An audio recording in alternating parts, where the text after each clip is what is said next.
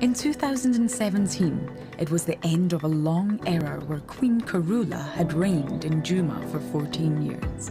She passed on, leaving Tandi, her only remaining daughter, to assume the throne. Tandi took over her late mother's domain. She was a protective mother, once luring a baboon away from her cubs. Her young son, Tamba, continues to thrive to this day. Isn't that wonderful, everybody? Tandi and Tamba. Princess Tlalamba, daughter of Queen Tandi, is now the heir to the throne. Tlalamba is now having a snooze on the branch. Absolutely gorgeous. WildEarth is launching non-fungible tokens attached to many of the individual leopards that we have grown to love on WildEarth. If you are interested in being part of this pioneering initiative, then head over to our website to find out more.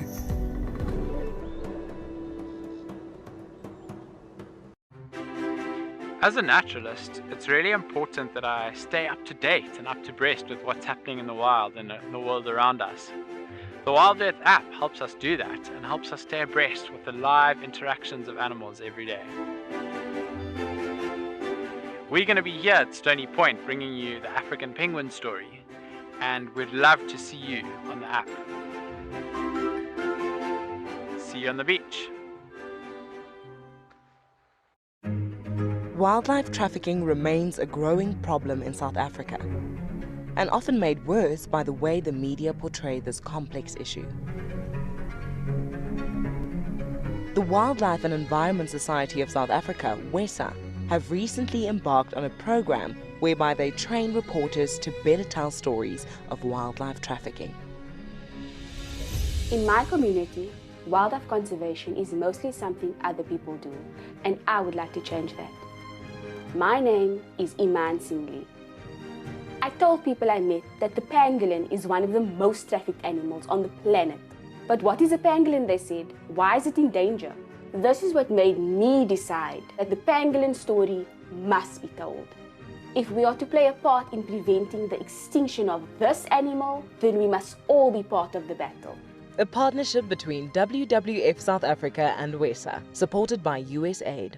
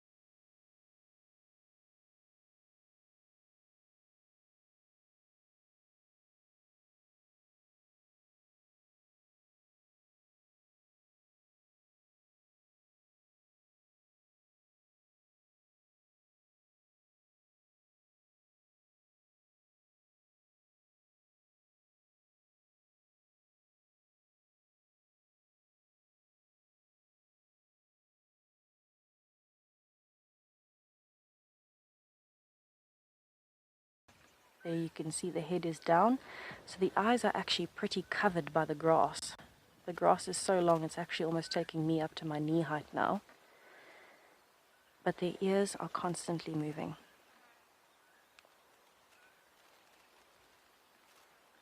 Most of the animals that you'll find here will be very, very similar. Even giraffes, even though the giraffes can see further, they will still rely more on their hearing, because they also need to put their heads down to feed every now and then, and a lot of the time they'll have their heads in a tree, in between the branches. Oh, a whole flock of oxpeckers just came through.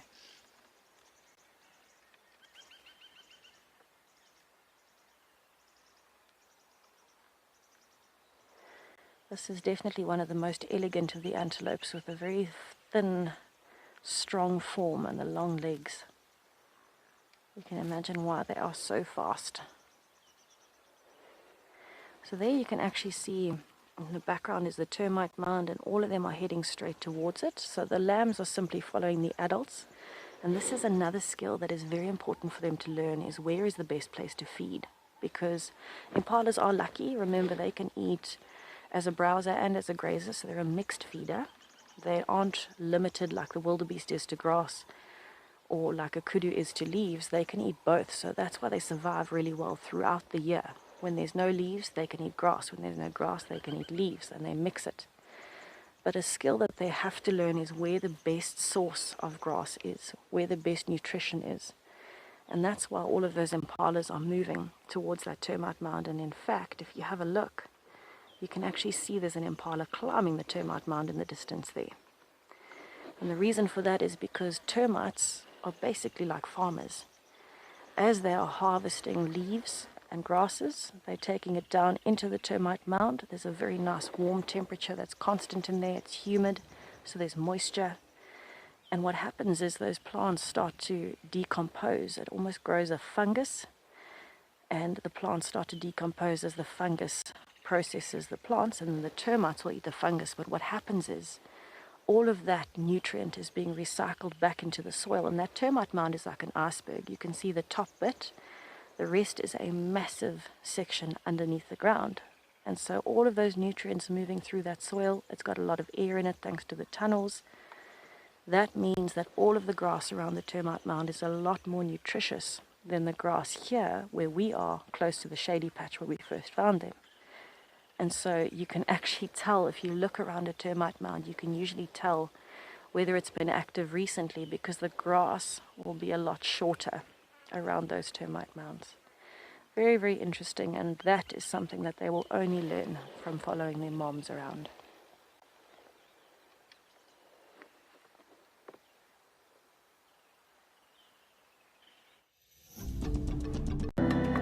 Little Prince Hosanna was born in February 2016 to Karula, the Queen of Djuma. Over the years, this remarkable young male cat has captured the hearts of WildEarth viewers around the world. He's just got the best facial expressions. We met him the day he was born. Look at the little guy. We just came around the corner.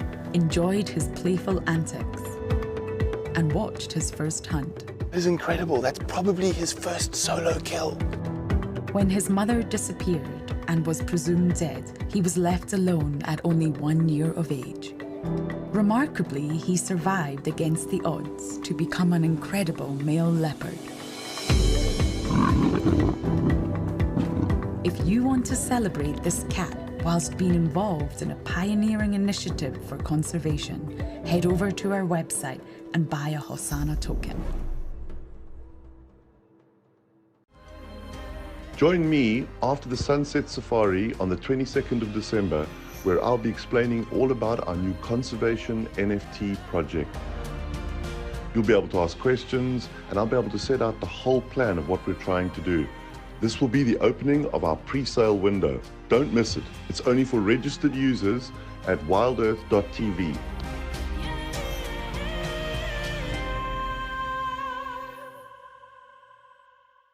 BirdLife South Africa, our country's only dedicated bird conservation organization. They have been very successful in a number of areas, including the conservation of more than 150,000 hectares of grasslands and estuary habitat, saving thousands of albatrosses in trawl and longline fishing, and training community bird guides as ambassadors for nature in rural areas. Celebrating their official 25th anniversary, they are sharing 25 of their top success stories across their social media platforms. BirdLife South Africa is currently striving towards the conservation of 132 bird species that are heading for extinction. If we conserve birds, we will protect other biodiversity and important habitats that provide clean water and clean air for humans. Their work is forever ongoing. People who love birds can become a member of BirdLife South Africa or make a donation towards a bird conservation project.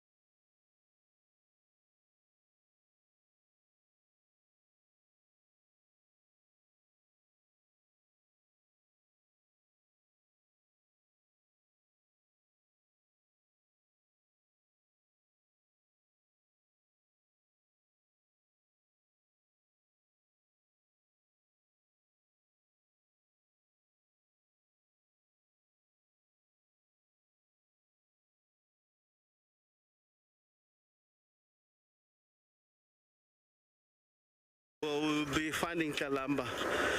Just we need more time to read careful on the ground. But she looked like, yes, of course. From there, she's cutting southwest slowly. And we have seen an evidence here of the tracks of the youngster heading fairly down west. So let me find her. It's just a matter of finding Kalamba. Kalamba might not be far from here now.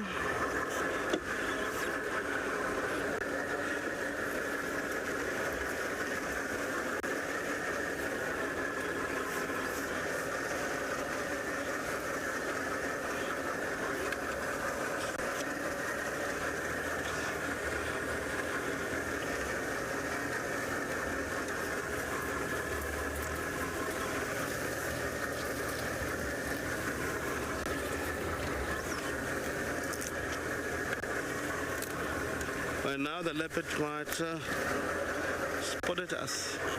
Let's continue. As we'll be linking back to Tessa around the waterhole while we trying to find this drag mark direction of the leopard here.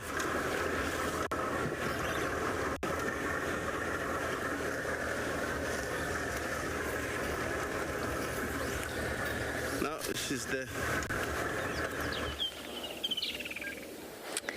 Oh, that sounds so exciting when you get so close and you just know you have that feeling. Incredible. I hope that you find them soon, Rex.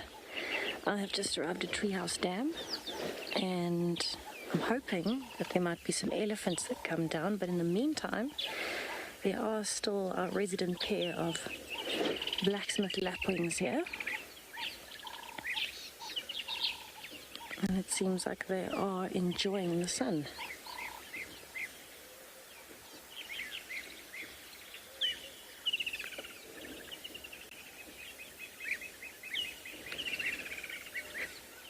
Oh, I need to sneeze and it keeps coming and going. So, seeing these two lapwings here, we actually had a bit of a standoff here the other day when that big herd of elephants came down with the young calves. Unbelievably, the elephants were lined up on the same bank all along this log and even further, and these lapwings did not move. They were steadfast and incredibly brave, and it just speaks to the character of a lapwing. They are absolutely tenacious. There is no distracting them from protecting their eggs. And because they have been consistently so close to this log, I'm sure they still have a nest here. We have been scanning for it, but we haven't managed to actually see any of the eggs yet. So it's very well hidden amongst the debris there, and that is quite intentional. The eggs are also very well camouflaged, so they look like little spotted rocks. But it just goes to show even the smallest things in nature will do their absolute utmost to make sure that nothing happens to the next generation.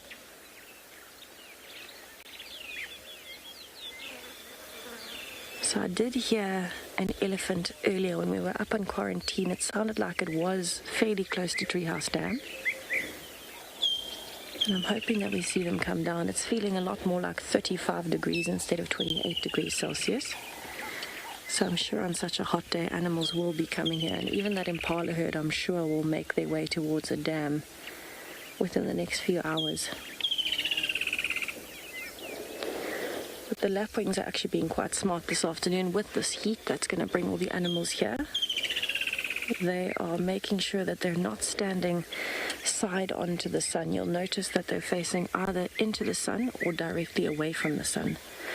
And this is very strategic, because with black on their bodies, they heat up quite a lot more than some of the other bird species.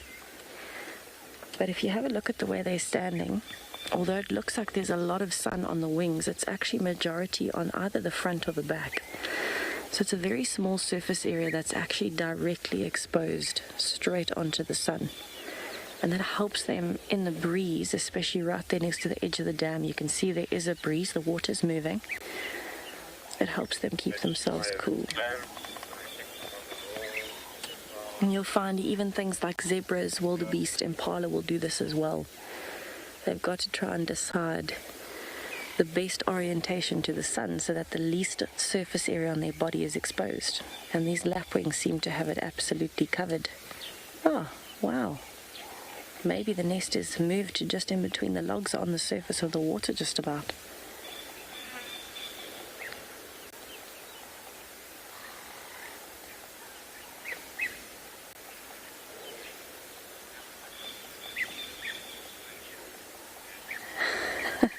Daniel, yes, sometimes it feels like the woodland kingfishers are following us. They are everywhere. That is one of the best things about migratory birds. When they do come, they come in their hundreds and thousands. So we really do see them everywhere. And also bear in mind, we spend a lot of our times, especially in the afternoons, checking around waterholes and drainage lines, and that's exactly where they want to be.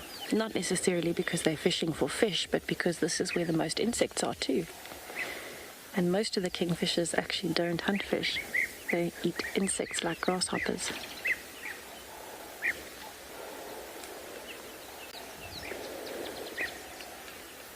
Although I think they may have heard that comment and now they're trying to keep quiet. I can't hear a single one now. I can hear a bee-eater. Oh, and a buffalo weaver that was above my head. But in the distance I can hear a bee-eater. That is wonderful. We haven't seen any, well, I haven't seen any bee-eaters yet, but I can hear them. It is indeed, it's European bee-eaters. So they're actually dipping themselves into the dam and out again, just above the lapwings.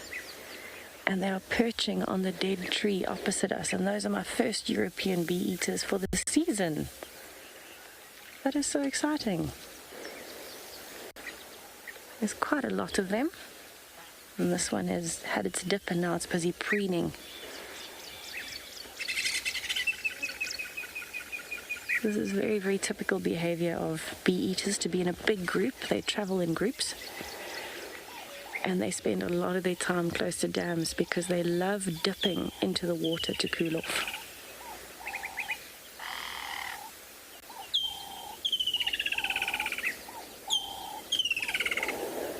If you listen closely every now and then, you can hear what sounds like a drop into the water, and that's them. So I'm hoping that they stick around for a little bit more this afternoon. I am a big fan of bee-eaters, one of my favorite bird families. So while I keep watching them, and hopefully they come a bit closer, I think I'm actually just going to appreciate some of the sounds.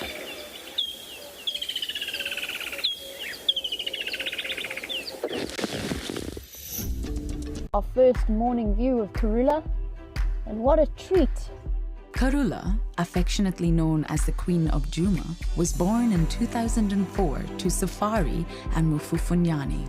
Karula defines success as a mother and a huntress. It's just the most amazing leopardess. Well known for having raised multiple litters of cubs successfully, mothering came naturally to this cat. The Queen was adored by WildEarth viewers from all over the world, but sadly, in March 2017, she disappeared, leaving behind her last two cubs, Hosanna and Shongile, to survive on their own. Her bloodline continues throughout the Sabi Sands, and her memory will never be forgotten. If you want to celebrate the life of this magnificent cat, then head over to our website and find out more about buying a Karula non-fungible token.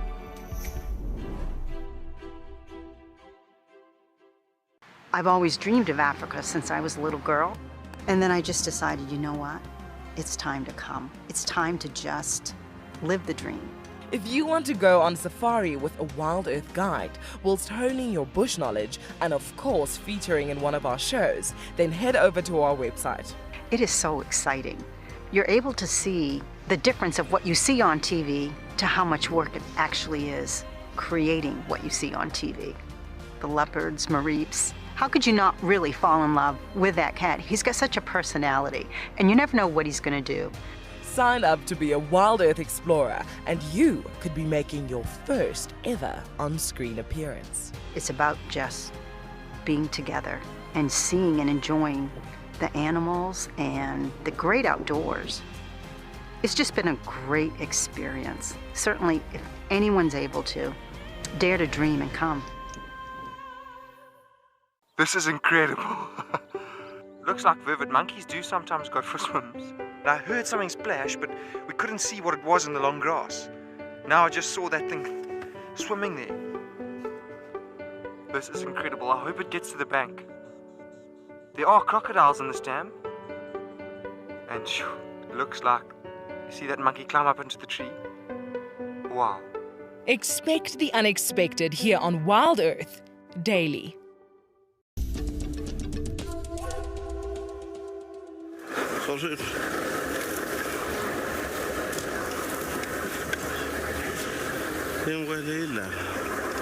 No ways.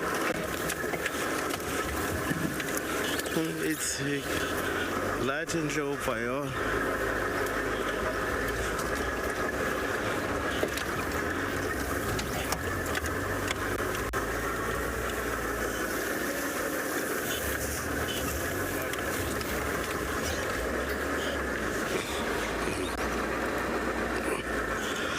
Welcome back. We are live here. This drag mark of leopard is taking us into this thicket. We are trying to check from tree to tree, not yet an evidence of the cat and the little ones, but I think that they're in the surrounding. They're not far from the point. We just want to locate locate the position of the rest. Maybe the kill, that would be more important. It looks like they might be on the ground. If they have a kill, they might be feeding on the ground at the moment. They're not hosting any kill because we are right here. It could be somewhere in this thicket. We just want to take it easily here, drive around and check. If they kill something small, look like they might finish and head towards Bedford Dam. We're still in the area, but I believe the leopard is somewhere here. We've checked this road here, we've checked the drag mark. Drag mark is very promising that the leopard is right here. It's just a matter of where they might be hiding themselves.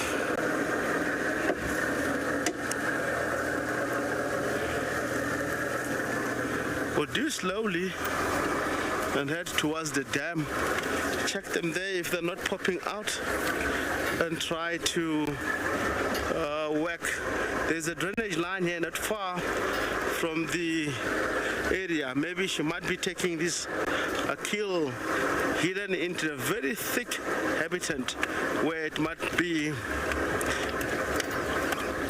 not easy for us to locate, but we're going to work the area. We're not going to quit. We have an evidence to show us that the leopard is in the round. We might walk the area if we don't able to find a clear direction. That might help us tracking this leopard on foot. They might come out, more especially walking in the area, following the drag mark. It will take us direct to the position. There was a lot of activity of elephants here during the course of a day, where it's more confusing because elephants have come here in big numbers. It looked like the drag mark information. At the end, you found that there was an elephant that feeding in the area. So I believe we are going to take this road, one of roads that can take us into the middle of this block to really show if the leopard is still in the area. If it does, it will be the best because there's no way a leopard, if it moves out of the area, you might use the same road to go out of the surrounding. But if not, and we'll be linking back to Tessa at the waterhole. I just have imagination and thinking because I know the area where she might be. We'll go there and check.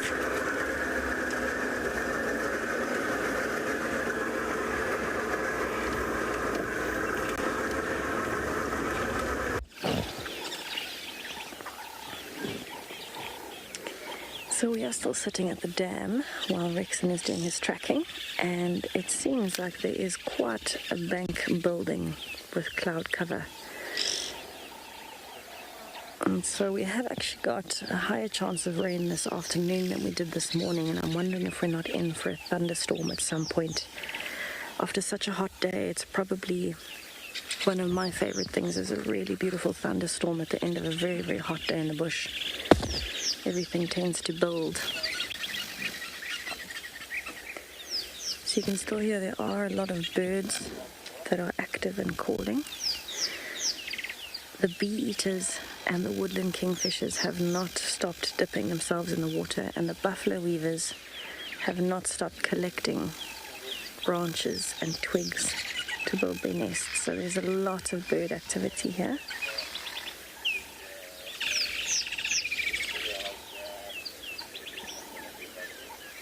And I know that I heard an elephant earlier, so I'm thinking if I'm patient here for a little while, if I look at some of the smaller things, I think I'll be rewarded with some elephants.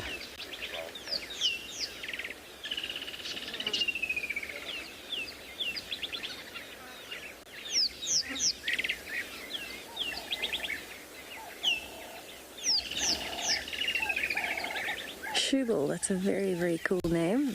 Secretary birds can occur here. I don't think there are any secretary birds on Djuma at the moment. I certainly haven't seen any or heard of any, but I'm sure if there are any, they're such an exciting bird that we actually call them in on the radios and people will come and have a look.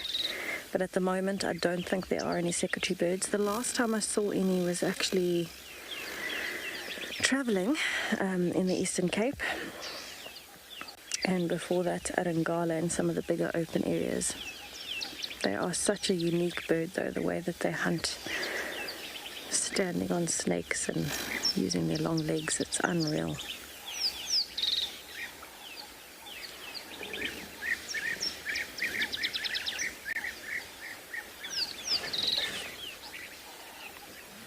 There you can hear the bee-eaters calling again in the background. And now the buffalo weavers joining in as well.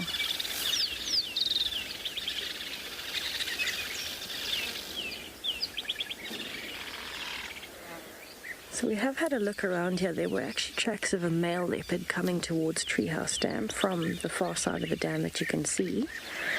And they were large enough that it looks like it could have been Molwati's tracks. So it's a good idea for us while we're here to keep listening as well. Make sure we've checked around the drainage line, and I'm pretty sure he's not gone too far. I really don't think he's gone too far. I think he's somewhere in one of these drainage lines, but being the ghost of Djuma, we might not see him at all. But while we sit here, and hopefully some elephants will arrive, let's head over to JP to say good afternoon.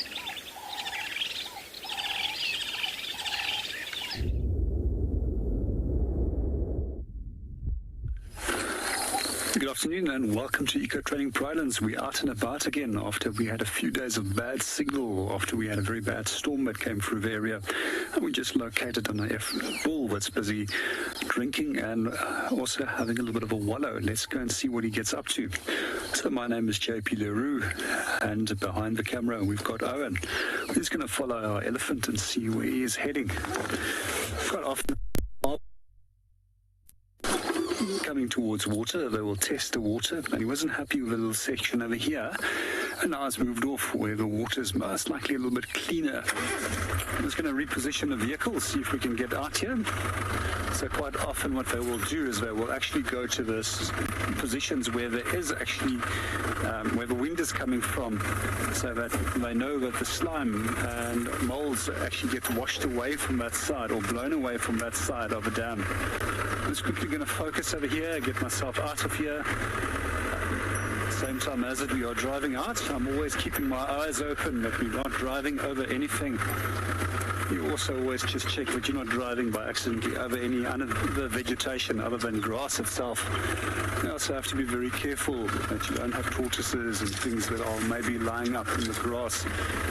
When possible, I actually try and avoid unnecessary off-roading and just rather stick to the roads, just out of a more sensitive aspect towards the environment. Okay, let's quickly see what they're going to do. I think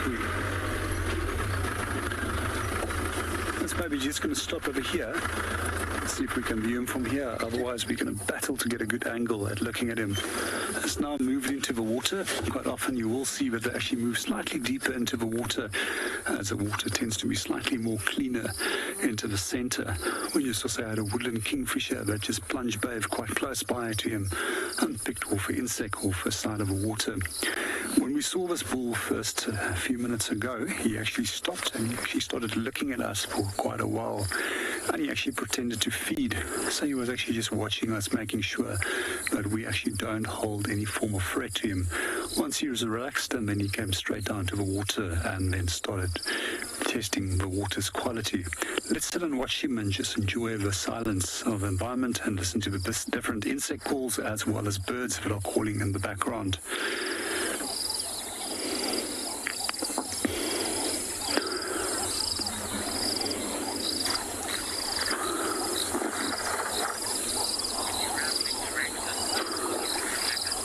While we're watching our elephant, let's go and see what Rexon is up to.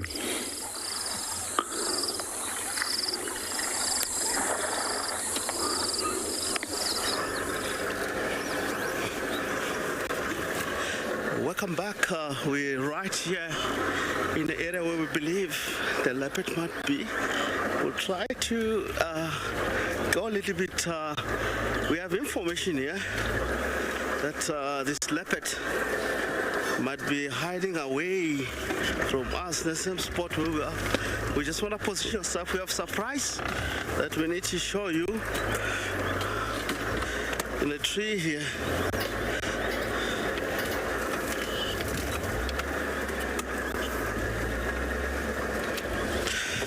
We managed to track and find the drag mark. The leopard just hosted this nyala. She managed to kill a nyala, a little bit thick, and it was very tough, guys. Honestly speaking, we found Tlalamba's kill, yet we haven't found Tlalamba's cub and the mother. We just want to check nicely. We relieve. We are able to find this kill. It's so difficult to find. The nyala at least might keep this animal here for at least 2 days in the area. We'll be slowly checking around and see where the mother and the youngster that might be. She have taken a long distance, dragging this nyala up to here. If we look at the drag mark and really measure the distance,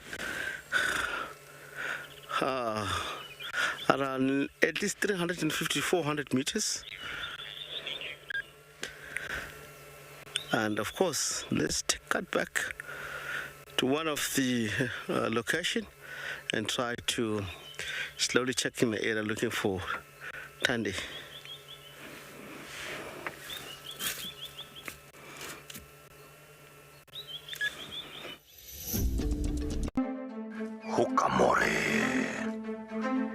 Here's an impressive looking male leopard. Look at that neck on him. He just looks ready for a fight. This is only the third time that we are seeing him that is known as the Hukamuri male, and he certainly has a lot of character and atmosphere. This is gorgeous. Hukamuri having a drink at one of the little seasonal pans that's filled up after that beautiful rain we had last night. First time seeing Hukamuri, isn't he beautiful? He's got the babies. He's got the baby. 2 of the babies made it away. He's got the one baby. Only meters away from me, folks. You know, for all we say he's a gangster and he's got a face for radio, we only tease. He's actually highly, highly adorable. Isn't he absolutely gorgeous? Compact, powerful, focused. It's not just Hukamuri, an elephant's approaching. Look at this. I love it. I've always dreamed of Africa since I was a little girl. And then I just decided, you know what? It's time to come. It's time to just live the dream. If you want to go on safari with a WildEarth guide, whilst honing your bush knowledge and of course featuring in one of our shows, then head over to our website. It is so exciting. You're able to see the difference of what you see on TV to how much work it actually is creating what you see on TV. the leopards, mareeps. How could you not really fall in love with that cat? He's got such a personality, and you never know what he's going to do.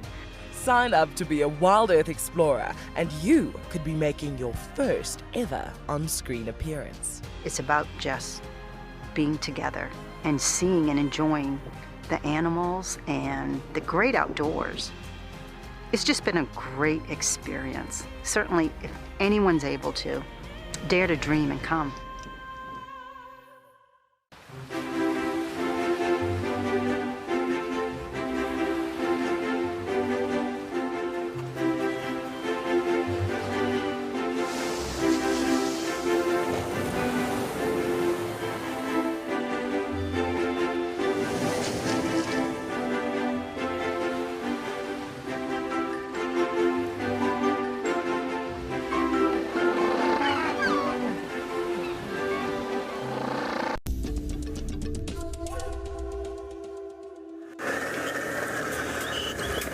Welcome back live here at Djuma WildEarth Safari Live. We are trying to locate the direction of Kalamba. We just find the kill, but we can see the tracks now. It's leading us to the east.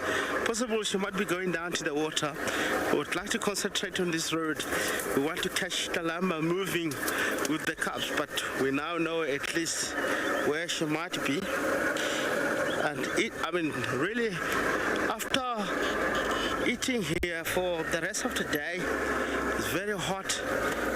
I believe this leopard will die. She has to go down to the water. Let's check Buffalo Dam, and we'll come back in the area and wait for Kalamba. I believe she's going to return back to the kill. Nothing to do with our present. She's not afraid with us. She has moved into the area where, and we'll be linking back to JP with Laxazanta Africana.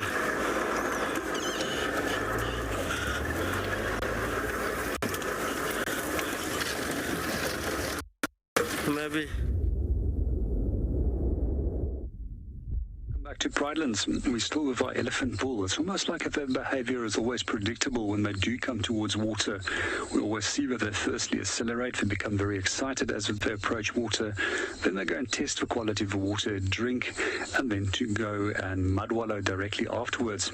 He's most likely going to move now towards a tree where he's going to go and rub himself or coat himself with a sufficient amount of dry soil to actually create a further protective layer over his skin to protect him from a number of different insects, as well as to keep himself cool. It is quite warm. The temperatures is probably quite close to 36 degrees Celsius today. It's quite humid at the moment, especially after we had a big thunderstorm, and it's no surprise that this elephant is trying to cool himself down. You'll also notice that he's busy using his ears at the moment to fan himself, to also cool himself down. Well, as first-time viewers, you might not have heard, but they actually have tiny little, minute little veins at the back of the ears, and the skin is quite thin at the back of the ears. And that's so that they can cool themselves, but the front part of the ears, the skin is quite thick. It's also quite interesting that the total skin surface area of the ears totals over 20% of the total body surface. A little bit earlier, we've also noticed that the penis was actually hanging out, and sometimes they'll deliberately expose that to sun or shade, depending if they want to increase or decrease the body temperature. Let's sit and watch him and see what he gets up to.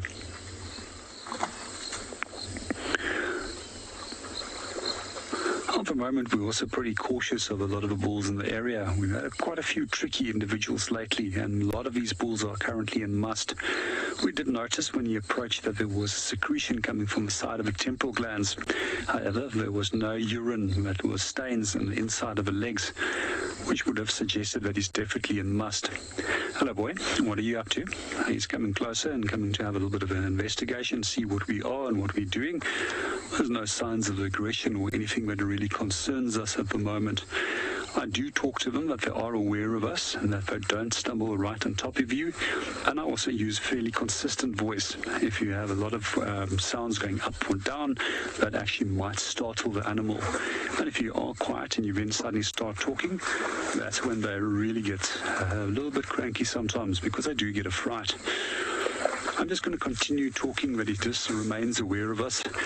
And they understand Afrikaans pretty well, which is my home language. So it doesn't really matter what you say to them.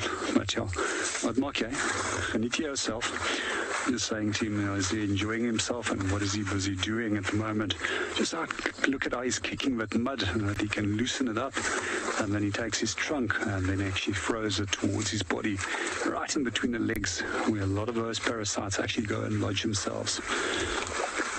I'm amazed about how relaxed he is at the moment. I actually didn't even predict that he would come to this wallow. I thought he was going to actually move off, as he did most of his mud wallowing on the other side of the dam.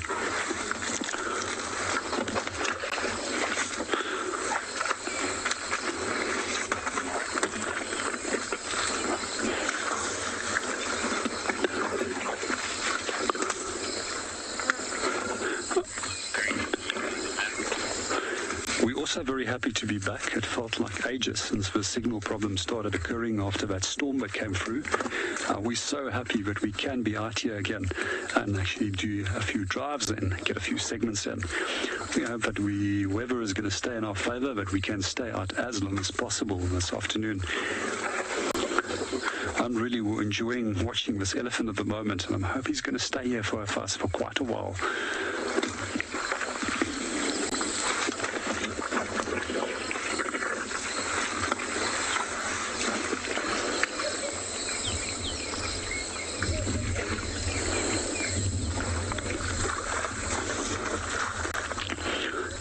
I was actually a little bit concerned that he was actually going to spray us with mud, because I personally believe elephants actually do have a very good sense of humor, and quite a few times that I have been close to elephants at waterholes, they actually have sprayed us with water or tried to spray us with mud.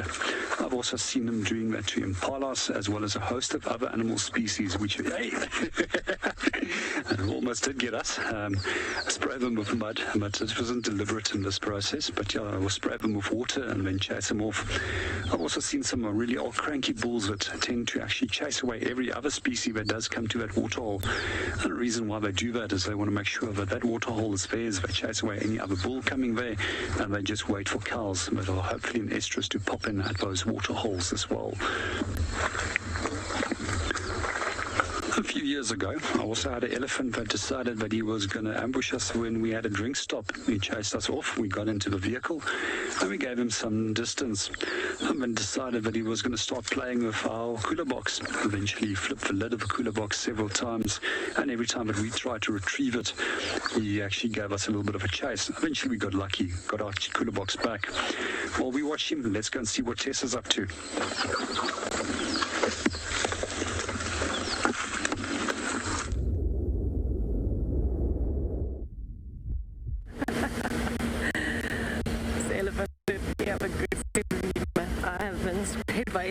Before, in fact, last time I was here in September, myself and I think it was in Paul. We were at the dam, the treehouse dam actually, we have just left. And there's a whole herd of elephants, and the one in front of us started spraying backwards over the car. So Wendy got a very good mud bath. Luckily, myself and Paul and the camera were fairly unscathed. But it's always interesting to watch them because they know, and they have so much fun at the water. It's like they can't help themselves. They have to bring a bit of the naughty side out.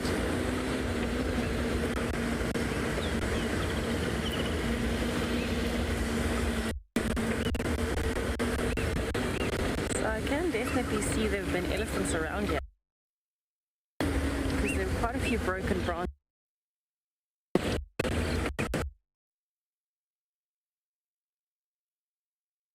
In between two dams at the moment. Go over to Rexon and see how he's doing.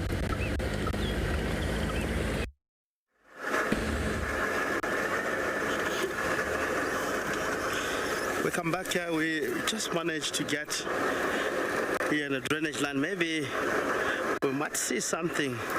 This is the area where we believe the leopard is here. Yes, yes, yes, yes. I can see one cup. That's Kalamba and the little one. Oh, how cute is this? Unbelievable. We've been working hard in the area and very hot. Of course, they're all full, they're all lying down. Pretty much I can see one youngster.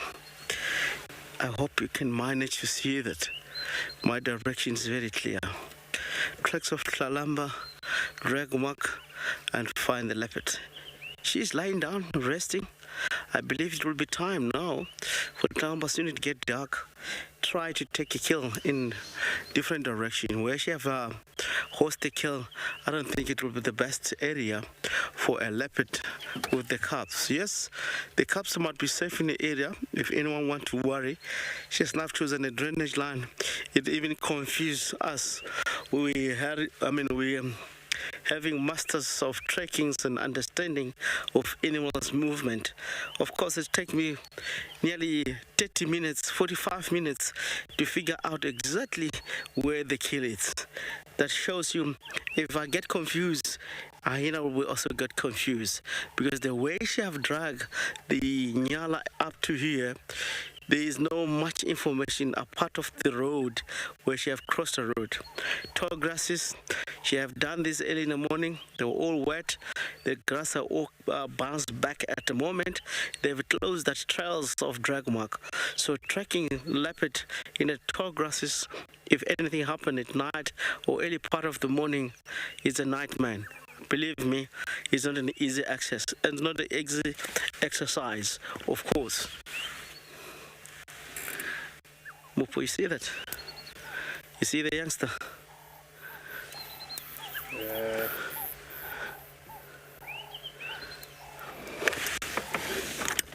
Fairly, I'll position myself later on. Let's try to make this cat settle and make this youngster more settling. There's a young male that we see at the moment. I don't see the second one. One cat here, or one cub, is a lot more relaxed. The other cat, of course, the other cub, of course, is not relaxed. So this one is the most relaxed one, with the young male. I can see below the tail, I can see a little bit of goldish sort of balls there. That tells me young male in check with my binoculars earlier on. That guarantee. From the first day, we managed to see, not clearly, but we still have to confirm to you that all of them, that it look like they're all both male, but it might be confusion from ourselves. So we not yet guarantee that both of them are young males. It could be one female. We still have to wait until the little one pops out, maybe especially today where there's a kill. We'll have more chance even tomorrow in able to spend our time try to figure out what might be the gender in between the two. Lovely, look at the eyes.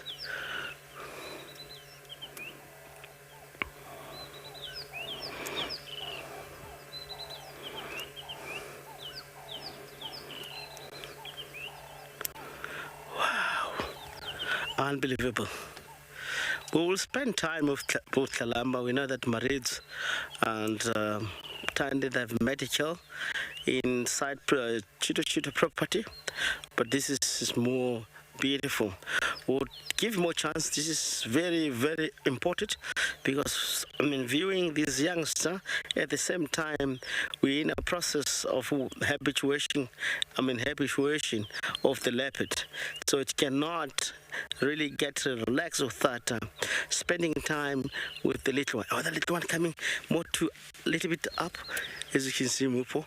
The one's coming a little bit in the open but very grassy area, slowly getting to the direction of the mother. Is the skittish one. You can see observing vehicle, no movement in the vehicle, no threat in the vehicle. She's staring at us directly, maybe towards the direction of Mupo and mark at the back, because they're highest in the vehicle. So this is one of the things, of course, that I was taking all we need to make this leopard more relaxed towards vehicle. As she's doing all of this, seeing that the vehicle doesn't move, no movement, no threat, mother still lying down, she has to copy from the mother. Within 2 months, 3 months of viewing this youngster, we won't have this kind of behavior.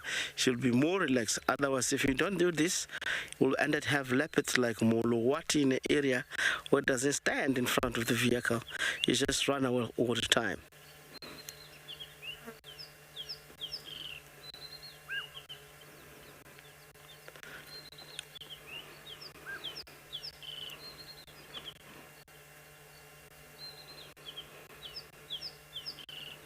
Wow.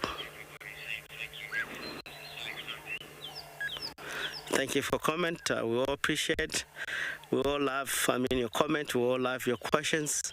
It really makes us more really content in whatever we're doing in the area. We especially tracking these leopards. It's so much more giving courage, especially we're having comments and questions from your sides.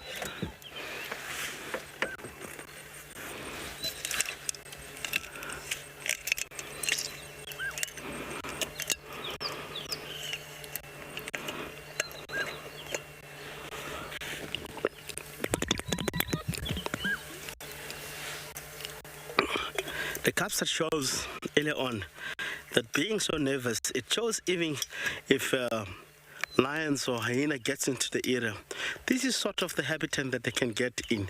There's no lion, there's no leopard, there's no hyena that might really chase the youngster in a very thicket-like. So actually they rely on the bushes when it comes to defending themselves. You can see Tlalamba, she's very full, panting very fast. Would like to see if Tlalamba, she can take the carcass up into the tree in one of these thicket of tambotis. That will be so much beautiful. When we come here, maybe in the morning, seeing Tlalamba up in the kill, and the youngster also, I might think they will be also copying from the mother, go up in the tree. And a lot more easy. They cannot run away from vehicle. They will know that in the area where they are up in the tree, they are more safe than on the ground. This little one is so cute, very playful with the mother.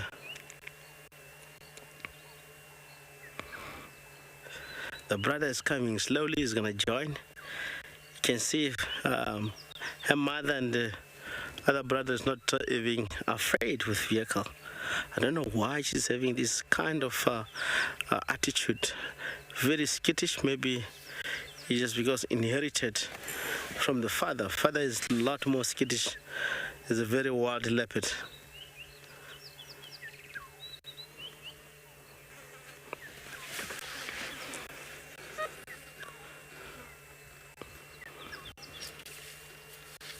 Wow, Tlalamba.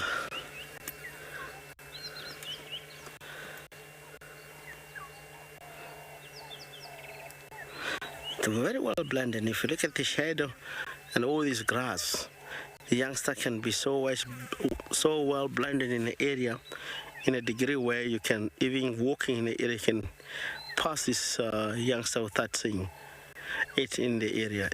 How actually they do when lion come or hyena come, they rely on the bush and rely on the colors. Good girl. I love this leopard. It is giving us a little exercise for the last 3 days, going up and down in areas where we, especially this morning, looked like we were after her tracks, and she was in and out of Viatella and headed more to the east. You can see how far a leopard can cover in the area.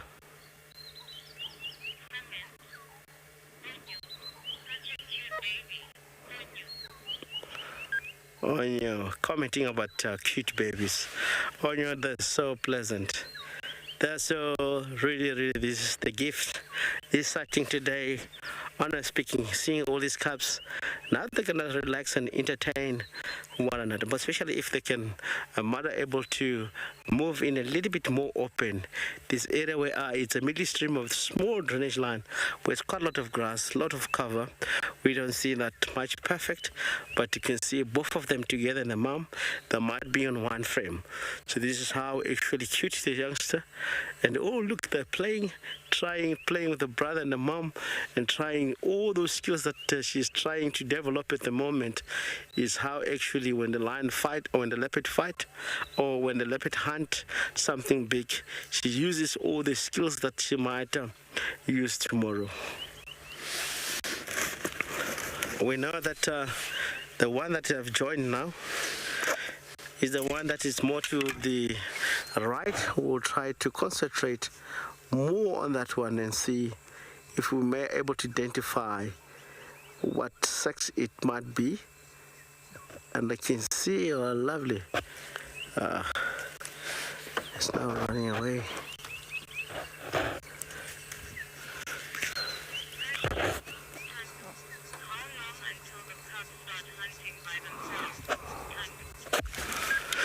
Tando, thank you. Let's take an opportunity to answer your question. How long did the cubs will take opportunity to hunt themselves? I mean, Tando, even this age, if they reach like 4 months, 5 months, they will start to even hunt something small. They learn, I mean, seeing francolin and try to hunt all of that. Successfully, a leopard can really start in the early stage hunting something small. For instance, baby scrub hair itself, if they manage to crawl and get close to the scrub hair, they might really make a kill. Age of 5, 6 onwards, a leopard is capable to hunt something very small. Having seen one of the leopard in the age of 7 months, 8 months, manage to kill baby impala.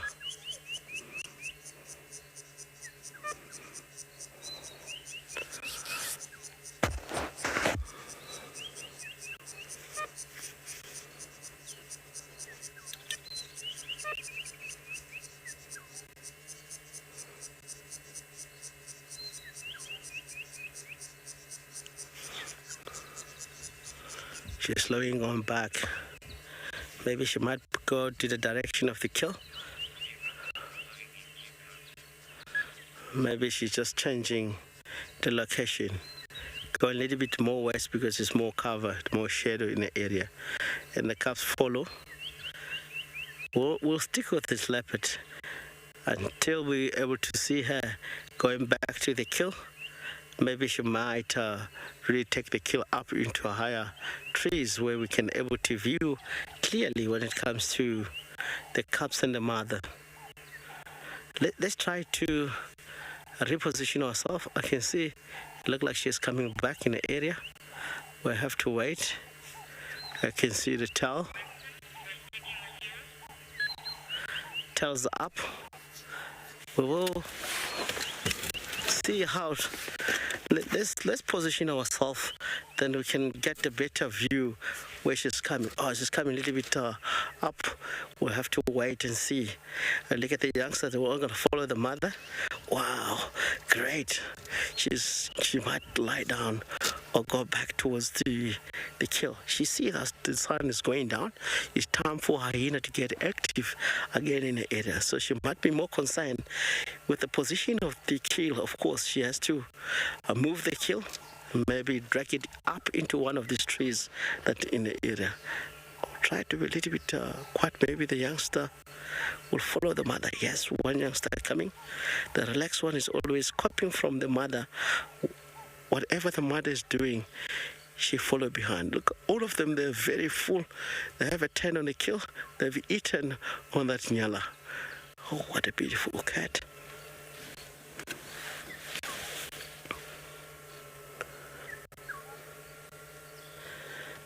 And the second one coming.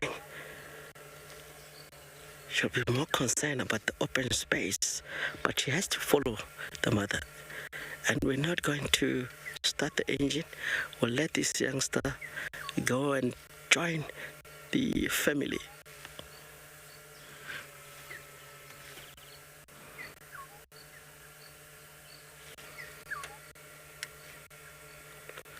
Come on, boy. Come on, boy. Look at that. I can't move.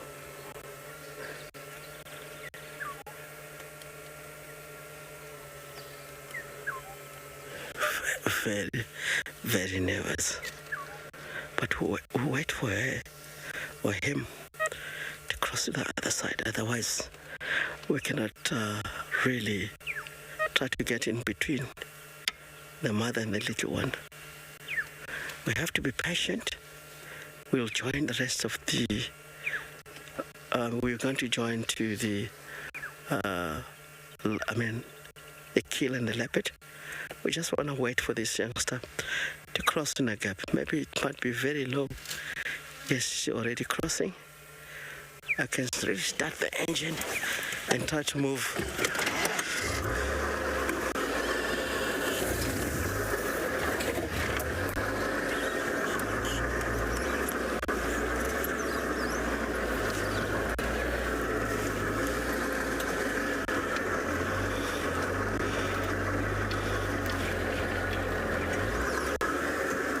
Mother, she's just lie down in an open space where we can see both cubs, if the cubs allow us.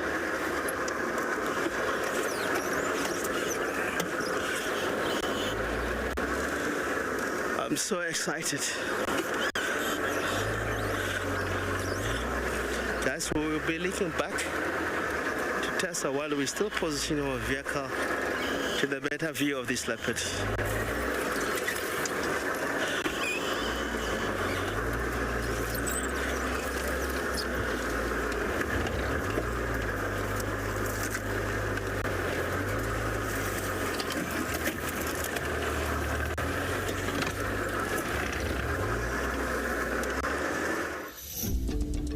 Shongile was born on the 3rd of February 2016 to Karula, the Queen of Djuma. We watched her grow from birth to enforced independence when Karula disappeared. On the 19th of August 2016, we caught up with Shongile, but the afternoon did not go as well as we hoped. Tandy, Shongile's sister, was on the prowl. From nowhere she appeared, and a traumatic fight ensued. As darkness fell, Shongile escaped to a tree. Shongile is just trying to catch her breath out there. That was the last sighting of her on Djuma. She disappeared into the wilderness just as her mother before her. If you want to celebrate the short life of Shongile, head over to our website to find out more.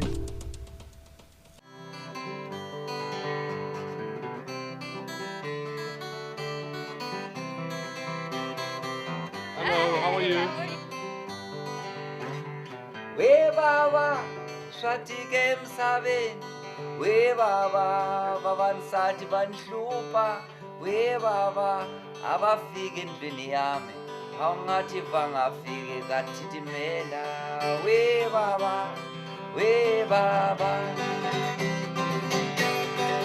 how city was a Friday, my darling, was a Friday.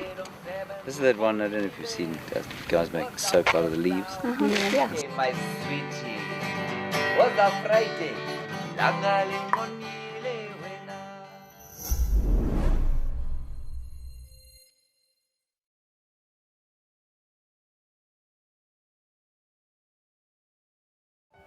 This warthog is in big trouble. He's got elephants all around. What are you going to do there, big guy? What are you going to do? Oh, he's pretty brave though. Oh man, he's not even moving. Look, that elephant is trying his best, but that warthog ain't budging. That's madness. That's so funny. And we have a winner. The warthog wins the standoff. Expect the unexpected here on WildEarth daily.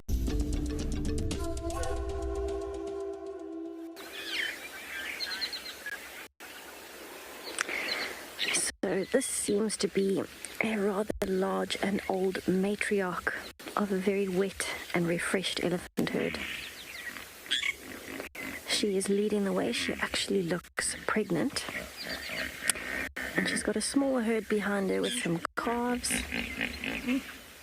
and 2 young bulls following behind. And it seems like this herd has been enjoying Chitwa Dam. We've just arrived and they seem to be moving off, but looking nice and refreshed and feeding as they're walking through this clearing.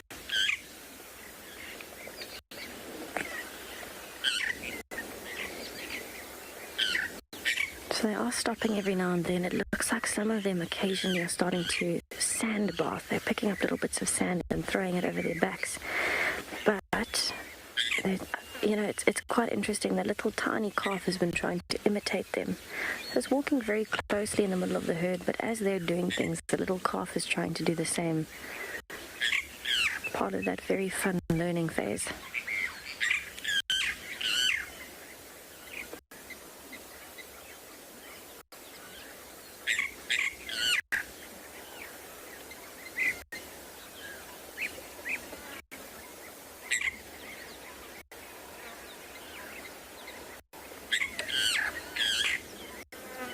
So that is the female that I suspect is pregnant. She looks quite old. I think she is definitely, there's two older females here, and I think she's definitely the more dominant of the two. She's also bigger in body size, and she definitely looks pregnant to me. The others have already started moving off.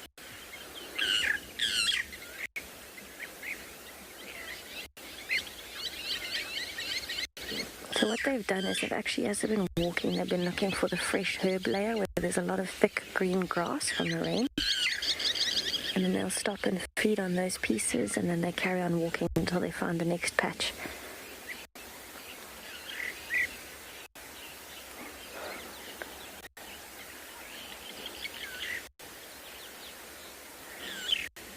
Quite interesting though, the biggest bull. So there's a younger bull that's probably 12 or so years old, on the verge of having to leave the herd, which can be a scary time for a young male. But the bigger bull, I'd say closer to 20 years old, is keeping his distance. And I think the females have been giving him a bit of trouble because there's a tiny calf.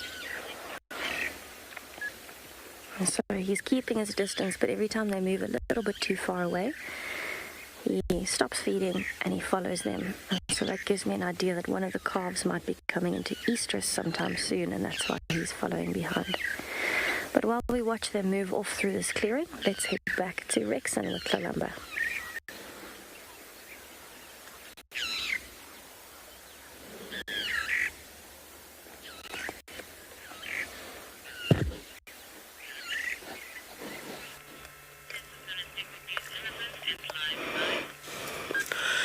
Welcome back from Tessa Live with the breeding herd of elephant. We are right here with Kalamba and two cubs. Now she's feeding, she's up in this fallen tree. I think if she doesn't move this kill, she's unlucky to lose the kill from the hyena. As you can hear now, she's crunching bones. If there's any hyena moving in the area, if you can really get all of this sound, it's possible the hyena will come and investigate. The youngster, one youngster, it went down to what's the drainage line in a very, very thick area. It's how leopards do in nature. They're very solitary. One at a time when they get to feed, it might the youngster get to join the mother and lie maybe at the back of the mother, but she will never feed at the same time while the mother is feeding. So a mother taught the youngster while they're still young to be more super solitary, one at a time, not two of them feeding at the same time. But she's trying to reduce the weight. It is not a big inyala. She have killed inyala. If she wants to move this inyala immediately up to one of these Tambotis here, she will manage easily without spending a lot of effort to take out or waste a lot of energy to take up this nyala. It's a medium-sized antelope, very small. She might stay in the area if she doesn't lose it. Tomorrow she might be still in the area. It will be easy for us to come direct in the surrounding. Remember, a leopard with the cubs, we're not going to spend all our time here with this individual. After 6, somewhere there, we have to leave the area because she does have youngster.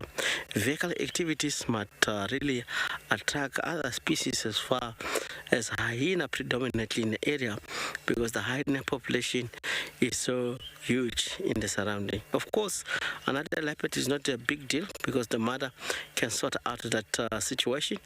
It's all about the hyena and the lions if they do, but at the present moment all our lion activity is down to the north.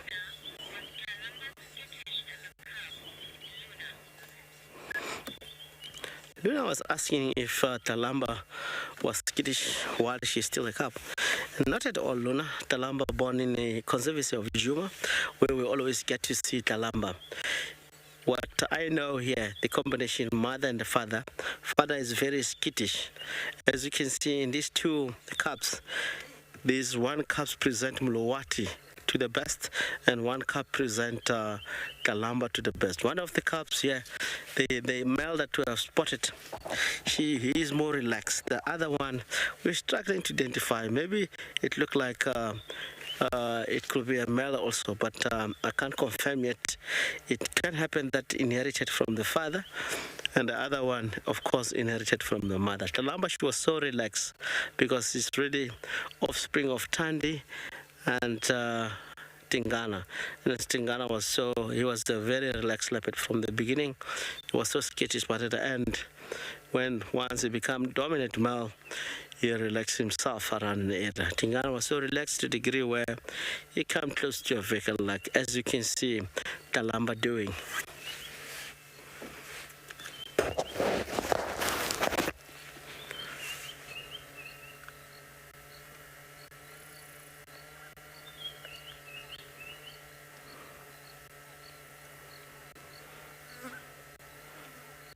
Wow.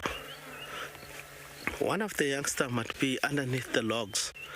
It's a perfect, of course, for the youngster, but not perfect for the mother and the kill. The kill might attract, of course, more enemies in the area, so she has to move the kill from here. This is more easy to be stolen by hyena.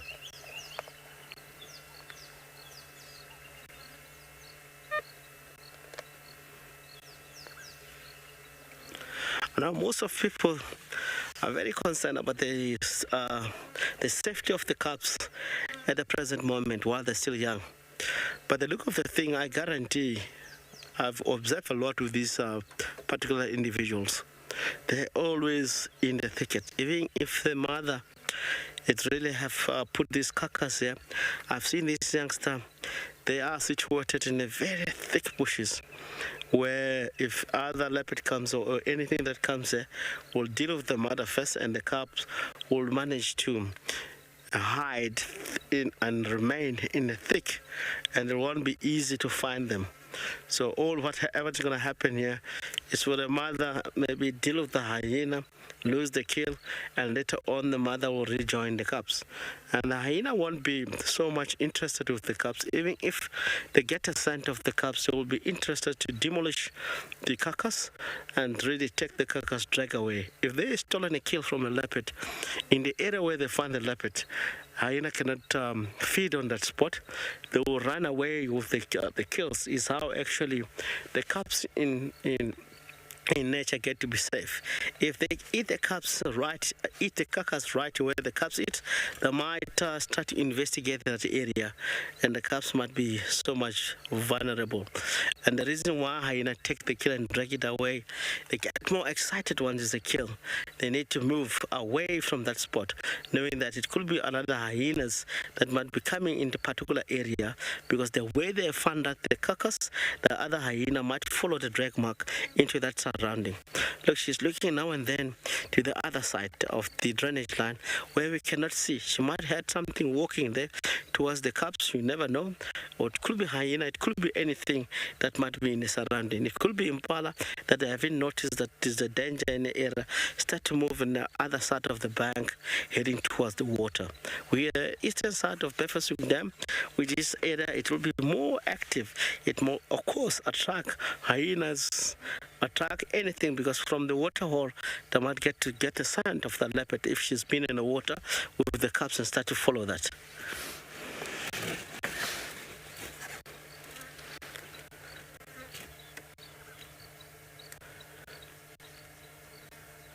You can see this carcass start to attract more little bit of flies. It's very dangerous. If anything that might attract flies in the area, it means that it might attract species like hyena that are well developed when it comes to sense of hearing, sense of smell.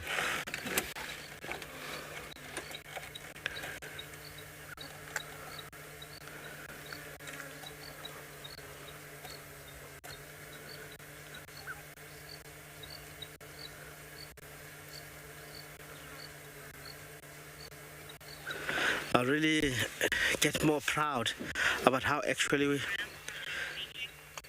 take this leopard up to this area where it is. We have used high skills.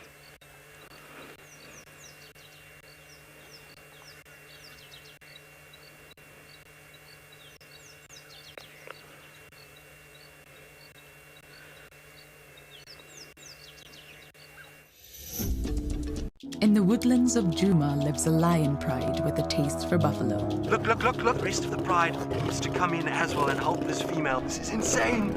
Now, this is what I was saying about lions and buffalo. It's absolute pandemonium. WildEarth have been privileged to follow the Djuma pride for many years, and during that time we have grown to know them well. One of the most loved cats in the pride is Amber Eyes. So typical Amber Eyes. Born in 2012, she was not successful in rearing her first 2 litter of cubs and was seen as an aunt to the other youngsters in the pride. Amber Eyes is... Oh, that is so magic.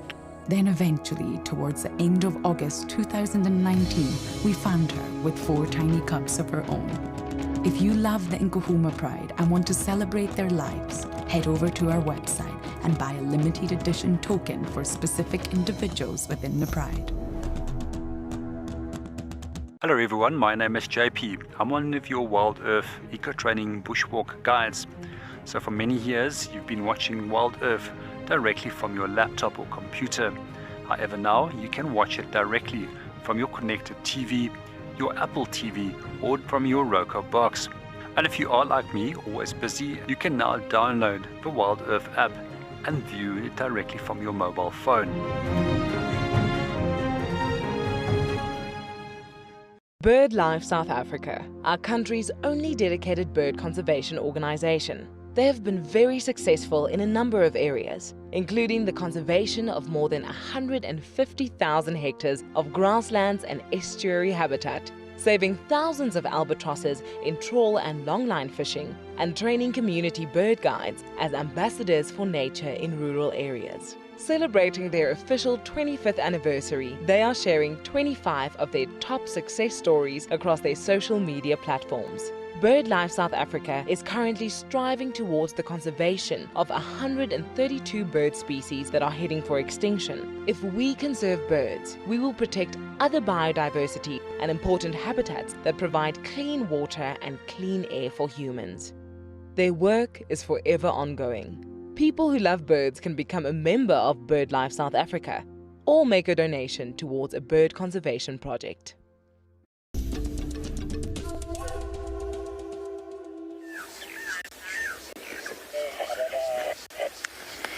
So we are sitting at Djuma Dam now,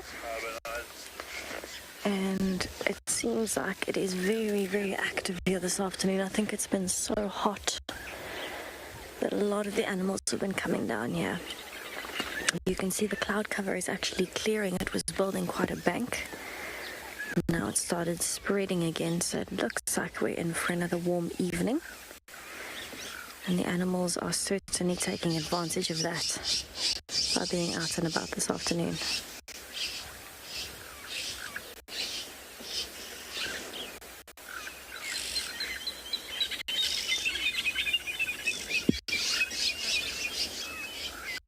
So we have been hearing a lot of hippos at the moment. I think it is still a little bit hot, so most of the hippos are under the water. But they have been quite consistent that every time they come up, they have started calling and talking to each other.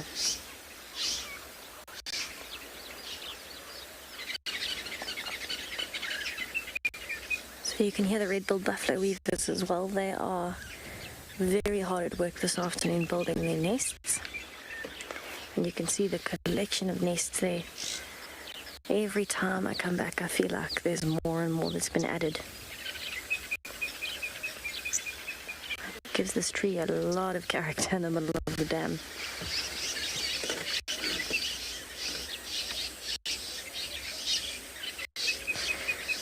So I can actually only begin to imagine how many pairs of buffalo weavers are nesting on that tree, because you can see the size of it compared to just the bottom half of the nest there. If each nest holds even 10 or 20 pairs, That's a lot of buffalo weavers. There must be over 200 pairs of buffalo weavers that live on this tree alone. As you can count them there, 1, 2, 3, 4, very big, 5, 6, 7, 8, 9, 10. 10 nests in the one tree, and one of those 10 that I counted is equivalent to another 4. Yes, the nests do look very messy, everybody, and this is actually, it's planned that way because remember, if they're community nesters, there's a lot of different pairs within one big nest. So there you can see the ones just flown into the bottom right. And what happens is there's different holes. There's different holes in the nests. So each pair will have its own entrance, but the reason that it looks messy is because if it's a smooth nest, it makes it a lot easier for predators to find the eggs and the chicks.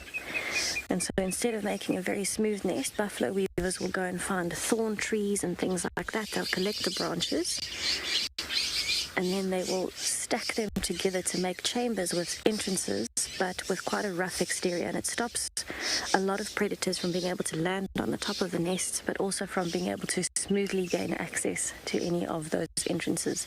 You can imagine, I mean, we are attracted to the nests. They catch your eye straight away. So you can imagine what it would do for predators. They would also immediately notice the noise, because there's a lot of noise, there's a lot of smell probably.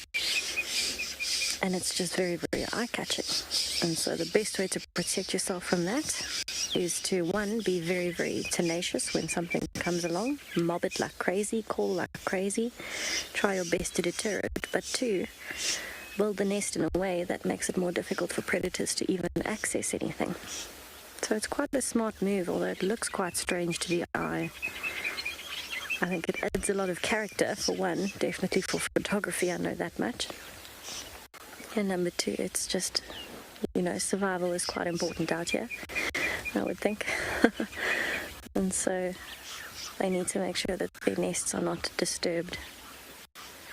That would also probably prevent things like Egyptian geese from nesting on top of them and crushing it with the pressure. Right, I'm hoping that the hippos are going to start getting a bit more active. I can see one has been yawning, so I'm going to try and reposition a little bit. Hopefully we can get a view. And while we do that, let's head back over to Rexon with Kalamba.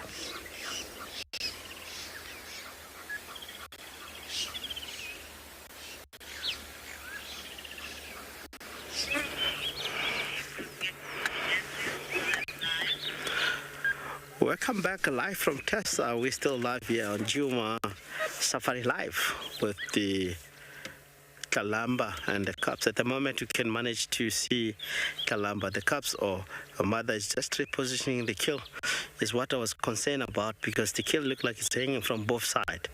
If anything arrives in the area, she's likely to lose the kill. So it's one of the species you can see in Kalamba. She's very full, but at the moment she keep on feeding. We might misidentify this. It looked like a baby kudu. She have killed a baby kudu by the look of the thing. And now we can see, obviously, as she's trying to lift the killer a little bit in the higher ground, she will try to reposition. Look at it. Listen, she's champing and calling the youngster.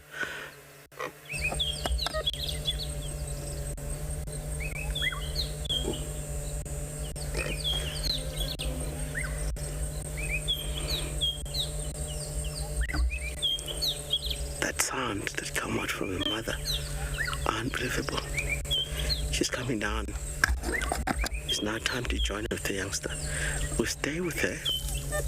Maybe the youngster might come towards the mother.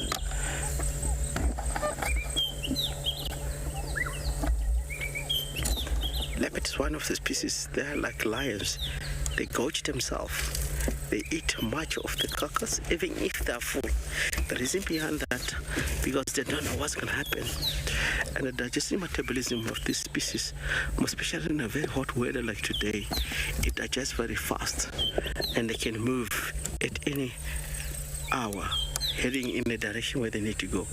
They can eat much of the carcass within an hour, and they can really able to digest much more food and move away from the area. If she has to walk, she might walk kilometers and kilometers. You know that leopard, if they're really full and too hot in the area, lions and leopards, they tend to be lazy to walk. But it helps a lot when they really, I can see one of the youngster movement.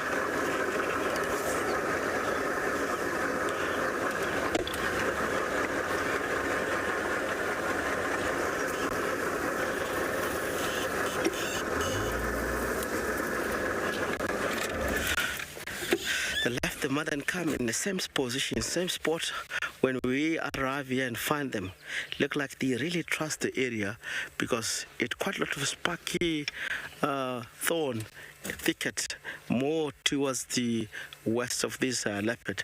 If anything comes here, because these youngsters are still young, there's still more lots of gap. Remember, sparky thorns, they have all these big thorns that's very sparky. If a big animal wants to go, they will stop by the thorn, but the little one can really maneuver in that area because they'll go in the lower branches of the tree where it's less spiky thorn, of course. That's the reason they prefer in an area like where they are at the moment. Mother is screaming himself, but I was just more concerned the angle or the position of the carcass. It doesn't give me peace. If anything comes in the area, we just cross finger. Hyena mustn't come in the area to follow up this leopard. Hyena, if they come here, they're going to start in the kill away. We might not see these cubs again. Maybe mother will move the cubs into other areas where it will be more challenging. They get the other brother coming to join the mother a little bit more to the western side of the mother itself, using that game path that gets down into the small riverbed. Oh, lovely. She's always look like the youngster, always concerned about the safety. It's not that she's skittish, but always she moves into thicket where it's not easy to find her. She might survive due to that because all the time get to expose a little bit of seeing a vehicle or any form of movement. She associates that with danger. She runs into the thicket and she takes time, more conscious. You can see when she's want to take a decision, she starts to look and calculate it. All people in the vehicle, how many people, what's going on.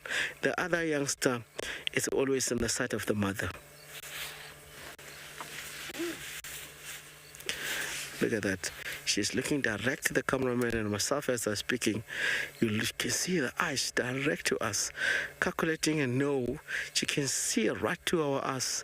She's very, very, very skittish.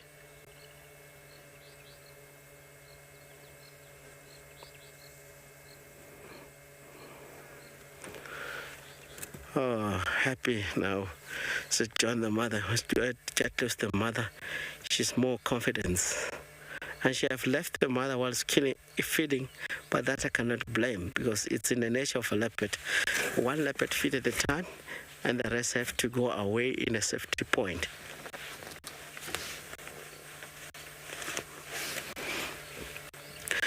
This is the future leopards of our area. We will treat them with respect.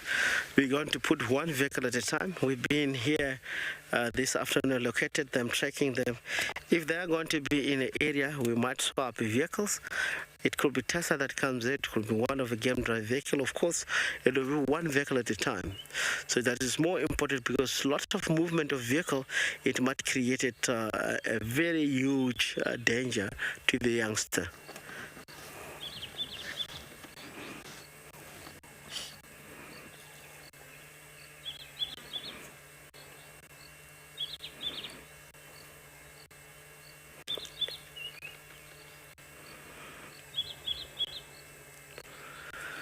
I like where this leopard at the moment, she have always make me feel like more proud about Tlalamba.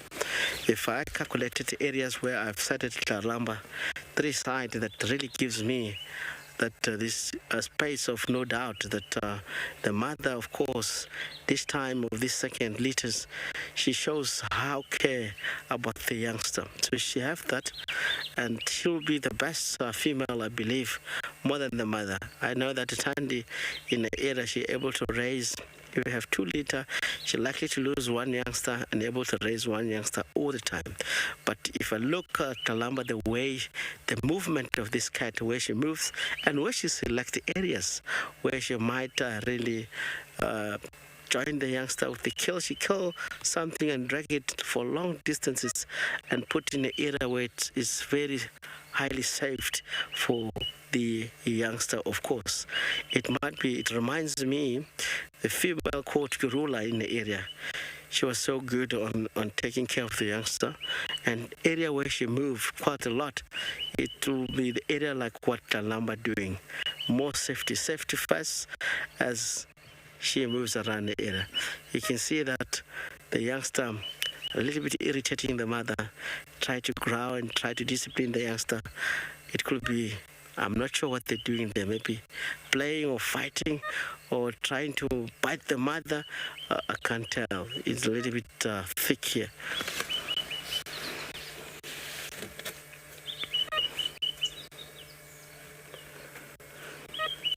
If you look at from one character to the next, behavior is different. If you look at this specific character here,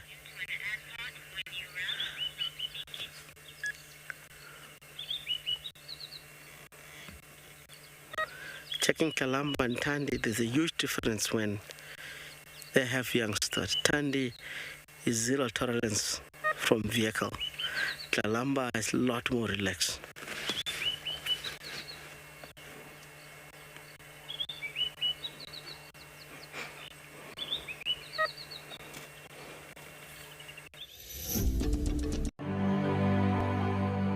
Good morning, Karula.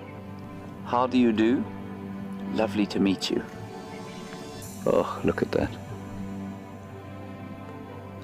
Hi. Oh, look, it's just too special. She's such a fantastic mother. Isn't that incredible? Karula's blown a bubble.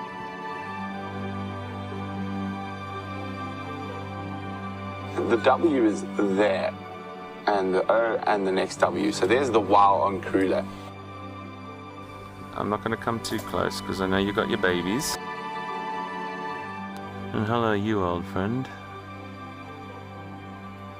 Isn't she spectacular? Look at that, isn't that incredible?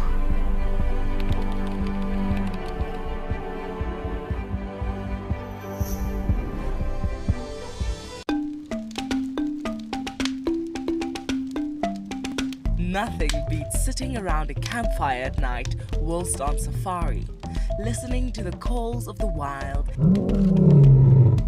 and chatting to your guide. If you sign up to be a WildEarth explorer, then you can enjoy this from the comfort of your home. Imagine hearing bush stories from your favorite WildEarth guide and reliving their highs and lows of a life spent in the wild. Every month, WildEarth explorers will be treated to an exclusive fireside chat, special occasions, hot topics, and deep dives into the WildEarth characters. Everything else is just welling up inside of you out in nature. You know, some people think I'm weird, but I have an absolute joy. I have a good time. Now, I enjoyed myself thoroughly today. WildEarth explorers, it's in your nature. This is incredible. Looks like vivid monkeys do sometimes go for swims. And I heard something splash, but we couldn't see what it was in the long grass. Now I just saw that thing swimming there. This is incredible. I hope it gets to the bank. There are crocodiles in this dam. And it looks like, you see that monkey climb up into the tree? Wow. Expect the unexpected here on WildEarth daily.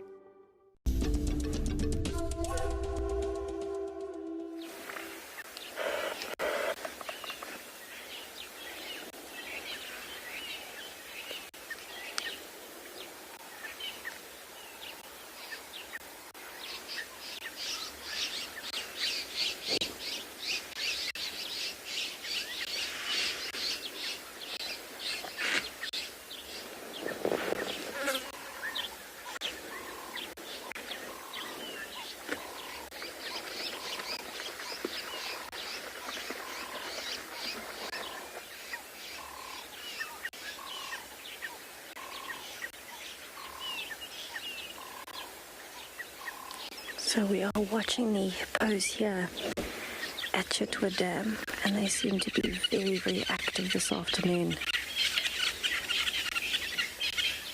It looks like this little pod of 3 has been quite entertaining. They've been moving around a lot, yawning, which is a good sign because it means they might start moving sometime soon. And even a little bit of a territorial display from one male. And the pod is actually split into 2 distinct groups. The one pod here on the left, which is the pod that you can see at the moment, and then one kind of over on the island. There actually seems to be there's a pod in the middle.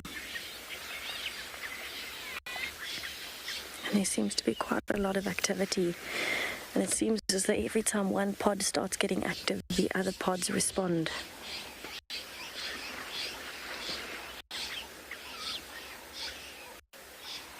Here you can see a lot of movement in the water.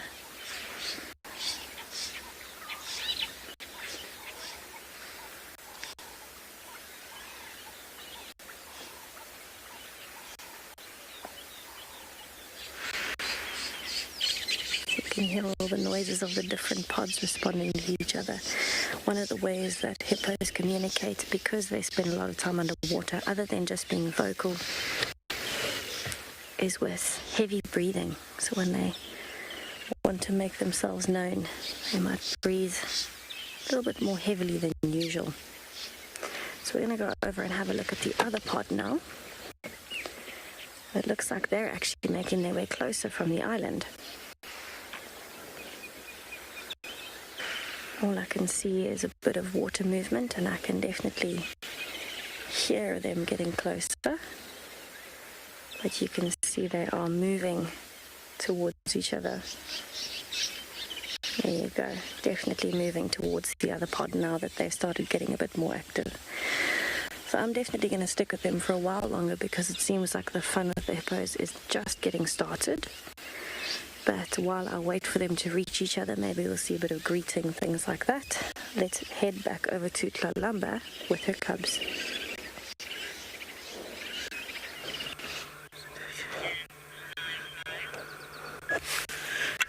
Welcome back from Tessa with the hippos. We're back in here, Djuma Safari Live.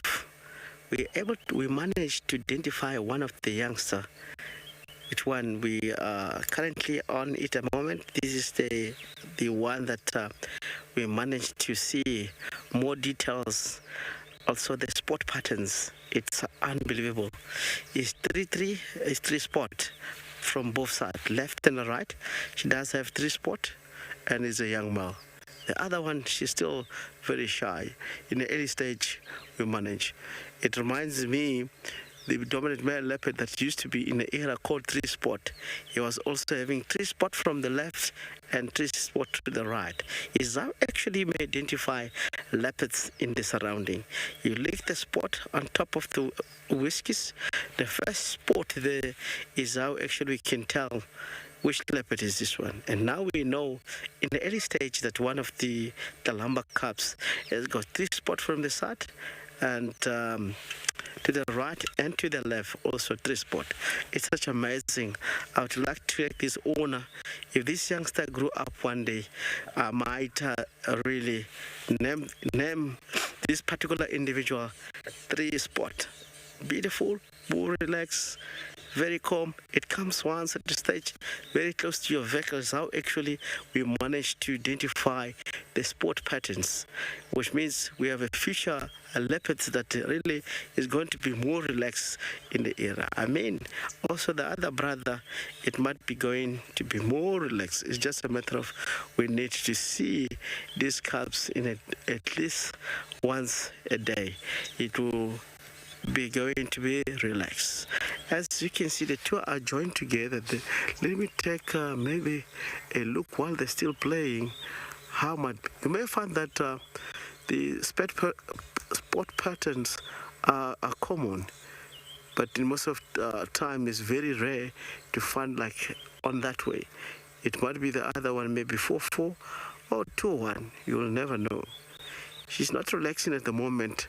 They are playing. That means the play that they're doing at the moment is part of relaxing. Shows that by surely they are getting more relaxed as we are not moving away in the area. They get more. She get more confidence or get more confidence with vehicles.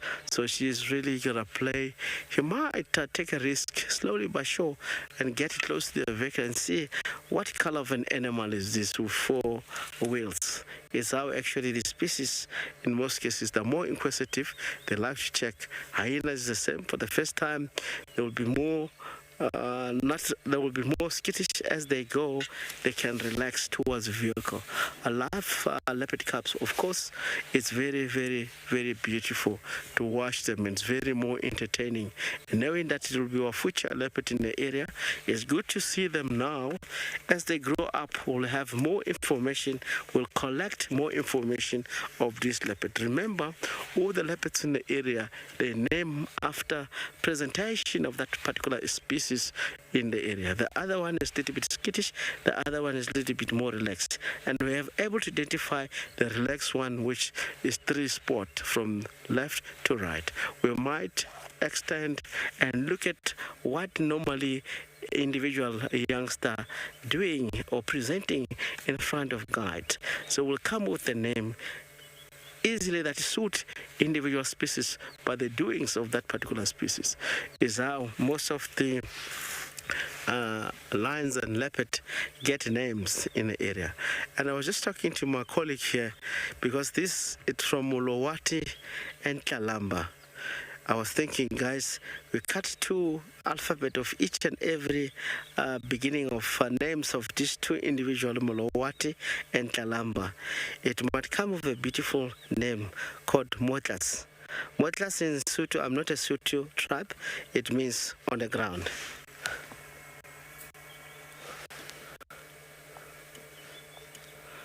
It means on the ground. They're always, as you can see, they're playful.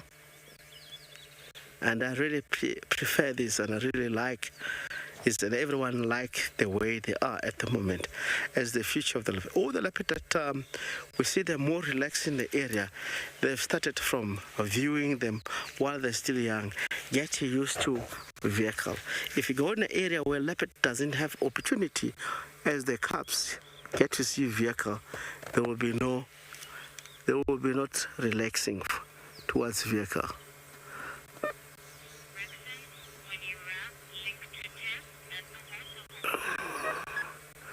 We'll be linking back to Tessa while I'm trying to identify these individual spot patterns.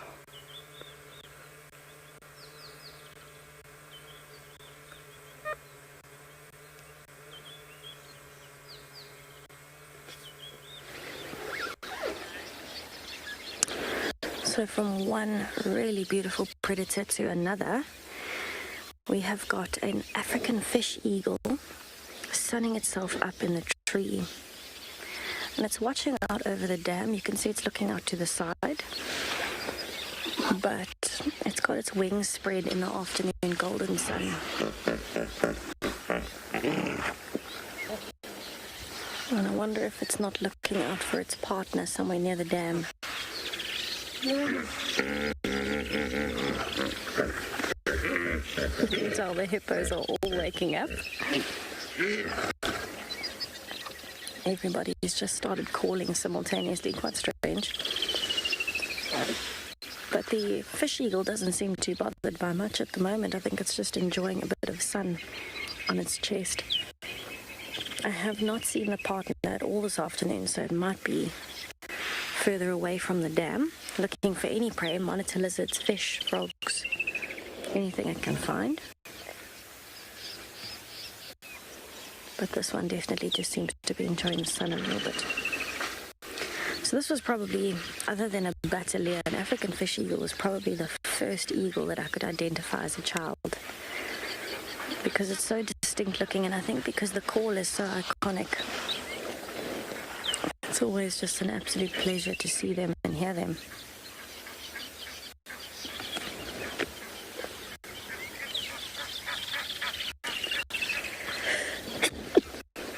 Excuse me, I'm sneezing this afternoon, but let's quickly have a look. It seems like there are quite a few hippos that are getting active, and they're making quite a noise.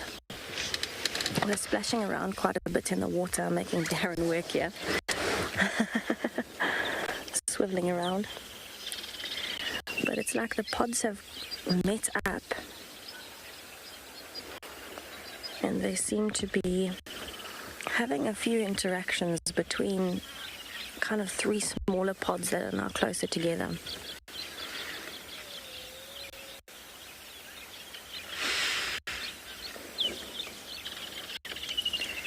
So it looks like 1, 2, 3, 4, 5, 6, 7, 8, 9 hippos.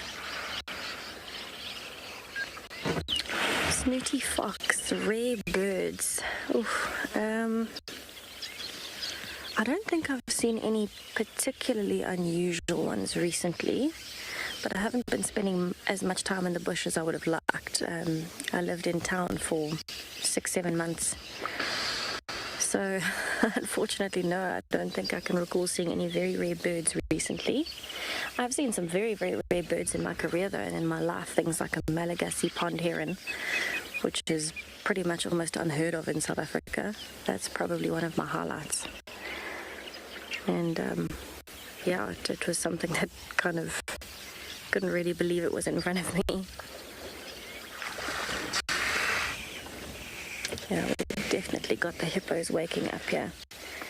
So this looks like a big yawn. Wow. That was quite the display. Looks like potentially maybe a young male or a young female. It doesn't look like an adult female. It's not big enough. So I'm guessing a youngster. Maybe that's why it has a bit more energy. A teenager, perhaps. And a display like that is a combination of a few things, actually. It's not only just letting us know that it's awake, but it's letting the other hippos know as well. And possibly wanting to have a few interactions with some of the other members of the pod. But I'm hoping that a few more of the hippos start to join in very, very soon, and then we can hopefully show you while they're all busy making big yawns.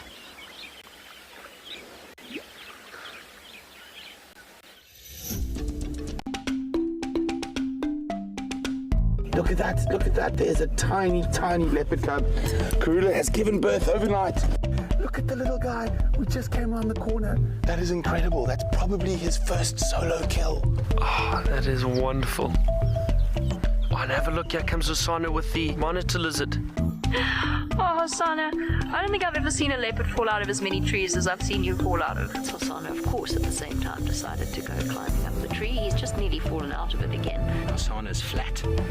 Couple impala there. Once he starts hunting, he never stops. Look at that, he's running away. The buffalo is chasing Hosanna at the moment. Hosanna is going very fast now, trying to run away from this very big animal coming. That was so funny.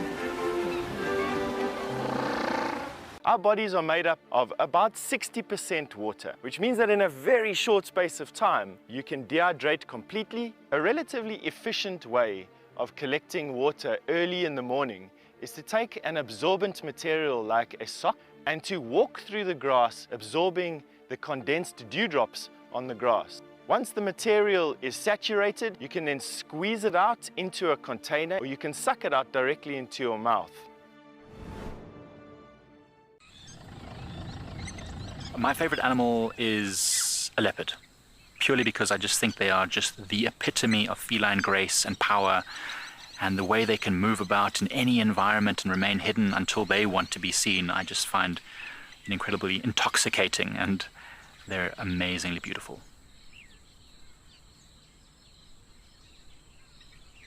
Catch up with the guides daily here on WildEarth.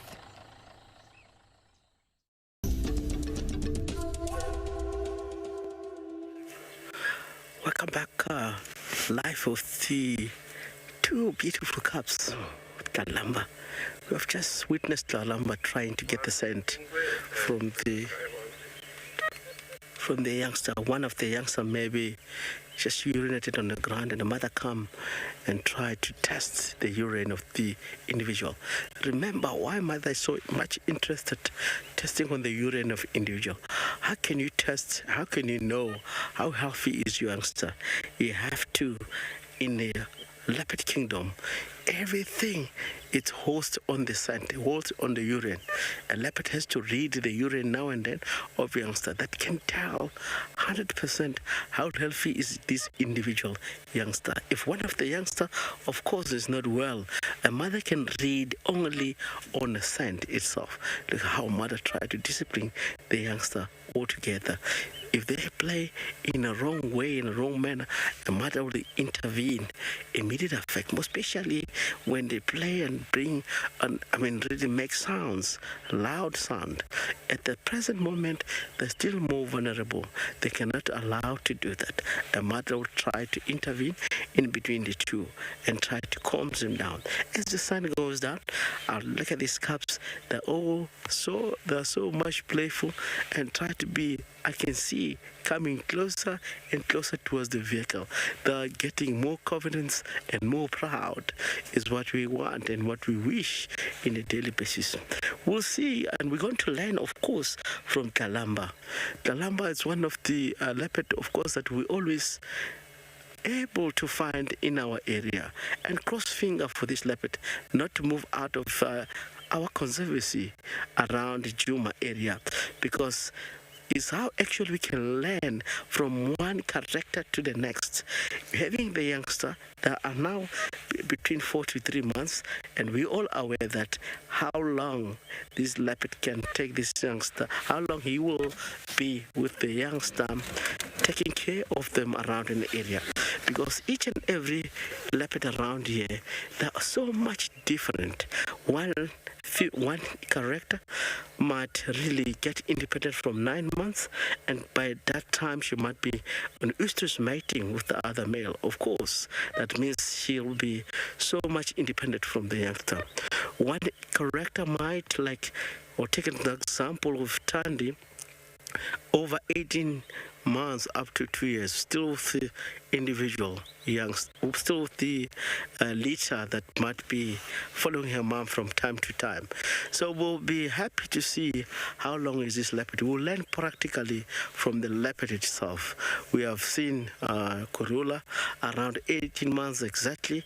She really go its own way and get the youngster independently away from here. I know many leopards that I have witnessed in my entire life while working in the bush, following leopard, tracking leopard, in the age of 9 months, age of 10 to 11, some of them, they will be ready mating, and the youngster will be more independent and move its own way. It do happen, it's very common, but time to time again, it's differ with the individual.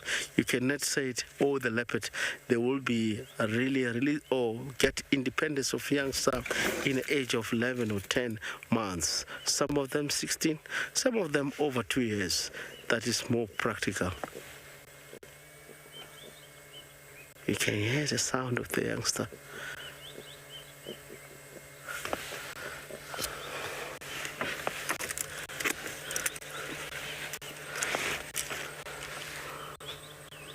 Very playful. He's trying to really play as simulating, suffocating one another, going throats and all that. Those skills in future is going to help the individual youngster to make a kill or hunt or defend itself.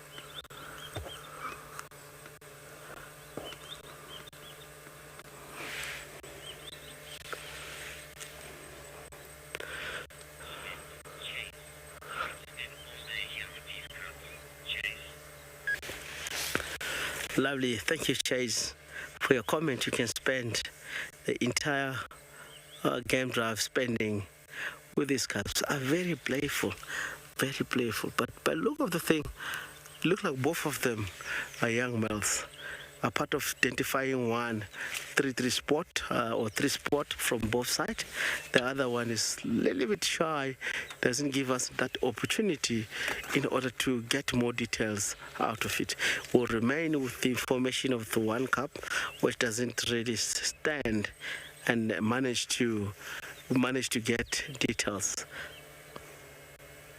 Will be sad if this eventually this leopard get out of this conservancy and move into a different direction. But I guarantee, because she's really mated from Lowati and her territory is more into the area. We have seen Kalamba extended her territory once before. Myself and Tristan, we have sighted Kalamba there by Torchwood, near Second Rock, headed more to the north up to Befesuk. So by now I cannot believe that Kalamba can stand that to go on those areas. What leopard do in most cases, they will overlap areas, but in the center of the area is where she believe to have youngster. Because if she's a territorial fight of all leopard, she will try to keep them not to get in the center of the property. But now here we have witnessed quite a lot. Her mother, Kalamba Tandi, she's always in the same area of the Kalamba's territory, and we don't know what that means. One day we might witness something different. We might learn over seeing these species of, with the presentation to us, maybe getting together without fighting. What we are waiting for is Kalamba to get hold of Tandi in the area, and what will be the response. Then we can tell exactly. But I don't think Kalamba is failing to really push Tandi away. She's so old to the degree that she cannot hold a territory. I don't think so. Kalamba can really win the fight. But it looks like the respect to one another might be Kalamba knowing that the old lady is the mother. She cannot harm the youngster. We haven't had the record that a mother leopard killed the offspring or the youngster of their own offspring. I haven't heard that. It do happen, but I cannot say it doesn't happen. We have seen over many years of all leopards in the area. If you look at how leopard works, if you have a territory, a mother will establish its own territory. Once you have female youngster, you might choose a left corner, right corner, bottom corner of her territory and let that female roam around there. Time and again, he might chase the youngster if he gets into the territory where deeply in the center of her territory. Then he will push it and put in the area where it might be belongs to. The reason why I'm saying this, look at all the leopard that were here. We had Shadow, we have Tandy. They all belongs to Korula. Korula used to be a female in the area where we are. Tande was settling in the east of Korula's territory. Shadow was settling the western side of the our conservancy. And all that area, it was Korula's property, Korula's territory. They never moved out until we didn't able to see Shadow. She disappeared. She headed maybe south or west. That can happen.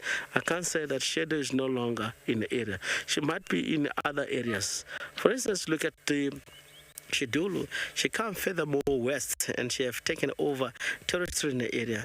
And I've taken an example in a lot of time. There was the young male leopard in the area that headed into the area of north called Ngala, called Drainage Male. He used to be one of the youngsters that grow up in the area from Kurula itself and headed across to Ngala and settled there. Look at more, the also Mulowati come from the north, Thornybush, away up to the sands and settle around here. Hooks Hokumuri was born Crocodile Bridge.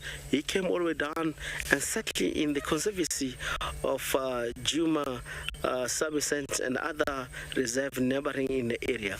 If you calculate from here to Crocodile Bridge, you come across maybe up to 150 to 200 kilometers away from that area. A leopard can move one area to another. That tells you the female, if mother have a young female, is going to stay in the same area. It's only the male that move out in the area. When it comes to Thandi coming across with these cubs, Thandi might know that Kalamba is having cubs by now, and she's not going to interfere a lot from the cubs.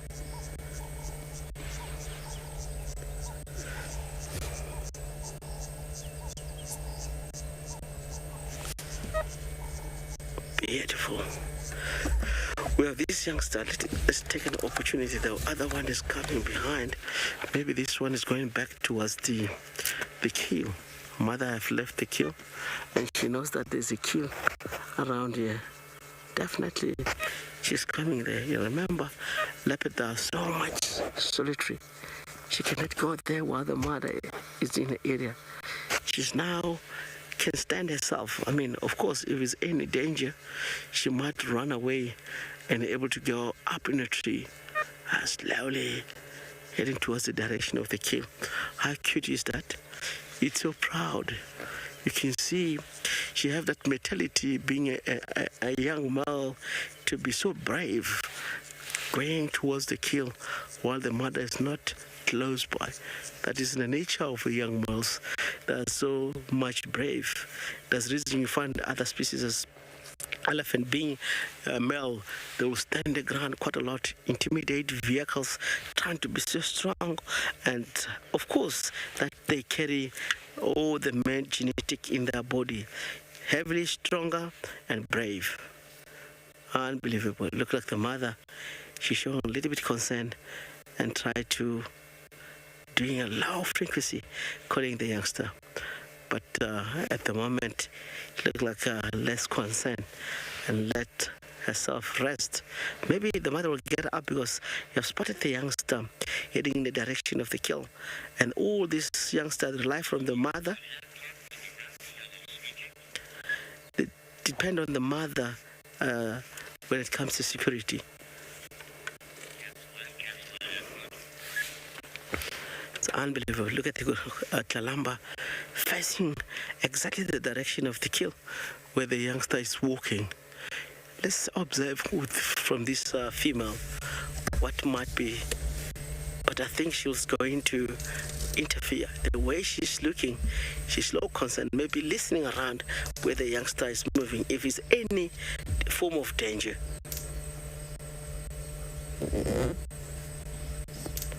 Wow. She might get up if the youngsters stay on that area. She might get close in order to be in between the youngster and anything that might be getting in the area. Is how actually, you see, leopards are very good. Eyesight has a good sense of smell, very well developed. Sense of hearing, of course, if there's anything walking on that area, a leopard can really get it from here. As you can see, she's more active, listening. Look at the ears are tooting back and forth. She's trying to get the sound, what might be happening around the kill. If the youngster give any sound or form of danger, a mother will be immediately. So don't either, if a leopard have a cubs, try to track a leopard on foot, because the youngster, if they signal danger, seeing a human being, the mother will be going to be so much defensive towards you in that area. It's the same as a mating pair of leopards. Never ever try to track them. Again, same as lion, same principle. It's the same principle. Lion and leopard, don't ever try to walk them if they have youngster.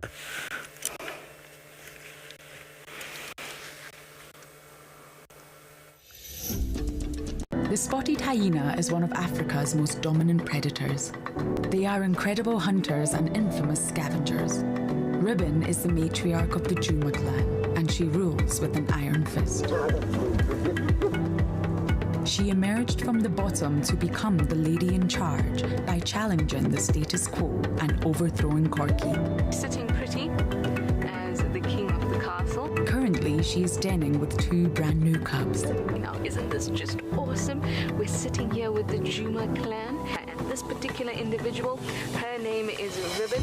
WildEarth will be following their lives as they grow from tiny, vulnerable cubs to full-grown adults who can survive in the African wild. If you are fascinated by this famous clan, then why not buy a non-fungible token of one of their unique members? Head over to our website to find out more. Do you dream of traveling to a far-flung wilderness location where life continues as normal? A place where you can escape to nature and breathe. If you become a WildEarth explorer, then this could soon become a reality. Subscribe today and stand a chance to win regular travel prizes. WildEarth Explorers, it's in your nature. Cape Nature is the chief custodian of the Western Cape of South Africa's natural environment. This highly successful organization strives to conserve the province's natural heritage to ensure a sustainable future.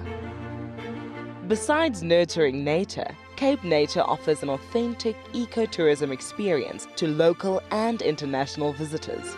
And one of these experiences is walking amongst the penguins at Stony Point, or as we know it, Penguin Beach. WildEarth broadcasts live from here every day and is very privileged to be partnered with Cape Nature, who have focused their conservation efforts here.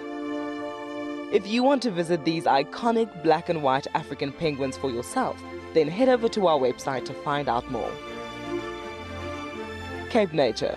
Conserve, explore, experience.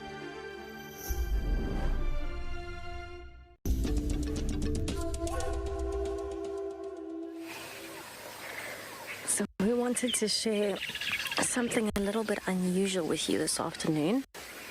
Not the fact that this elephant is going to the bathroom, but rather have a close look at this young bull when he moves from behind that tree.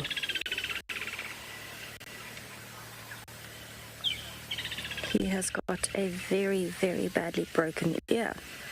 And this is the first time I've seen this in the wild. I've seen footage of it before, but I've never seen an elephant in the wild before with a broken ear. Not to this extent, anyways.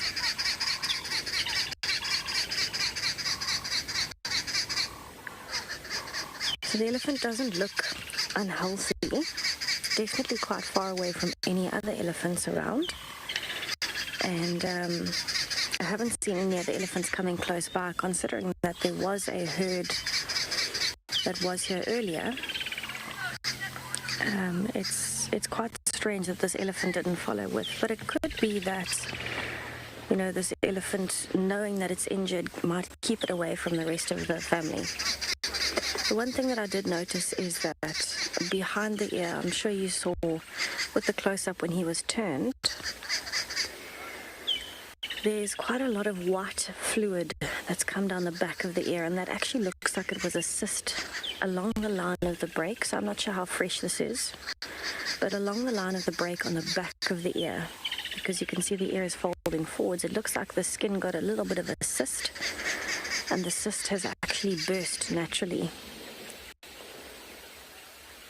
And so there's a little bit of blood behind the ear, a little bit of pus running down.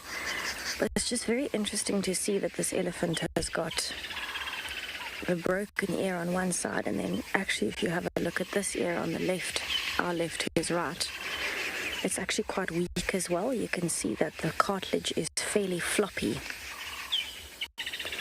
And so I wouldn't be surprised if this elephant was born with an illness. Perhaps the ears didn't have enough space to develop properly in the womb. But ultimately, very strange ears for an elephant. Not something that you would see every day. So it could be some form of illness. You do get illnesses that affect the repair and maintenance of things like bones and cartilage, similar to arthritis. And it could affect just the production of cartilage in the body, for example. And so that could mean that the joints might be sore, but the biggest place that we would actively notice it is the ears, because the ear is made up of cartilage and not bone. So in the long term effects of having ears like this, it can depend, elephant to elephant. You know, in this case, if it is something caused by an illness where the cartilage is not repairing itself and doesn't form properly, then the elephant is going to move slower. The ears will never recover regardless of what's wrong with them. And it could mean that because the elephant is slower, it can't keep up with the herd. And so in all likelihood, it will never be a strong enough bull to actually mate and reproduce. And this is not a bad thing. This is nature's way of weeding out the fittest of the fit, the strongest of the strong. And you can actually see from this bull's forehead, if you look at a normal bull compared to this bull, oh wow, I think he's busy checking that cyst behind his ear, possibly chasing some flies. If you look at his forehead compared to a normal bull's forehead, oh, we might have no, never mind. A normal bull has a very rounded forehead, very, very rounded because of all of the muscles that it carries. This bull has actually got quite a square forehead, very similar looking to a female. From the front, it looks fairly rounded, but from the side, it is incredibly angular. So what this might mean is it is possible that this is some form of disease the elephant was born with. And because of that, his health is slowly deteriorating, but also because he can't move as far and those kinds of things, it will affect his diet and how much water he gets. So that's probably why you'll find with the rest of the herd having moved off, this elephant is staying very close to water. Chitwa Dam is on his right-hand side, so on my right-hand side as well. And if he keeps walking the way he's facing right now, he will get to the dam very quickly. And so he knows in this area he's guaranteed open area like this, where he's a little bit safer from predators, greenery because of all the rain we've had, a bit of shelter during the night because there's a drainage line behind him where you can see the thickets, and water, which is vital for him every single day. So definitely quite a strange scenario. For the first time ever for me, I'm seeing, you know, a bull in this condition.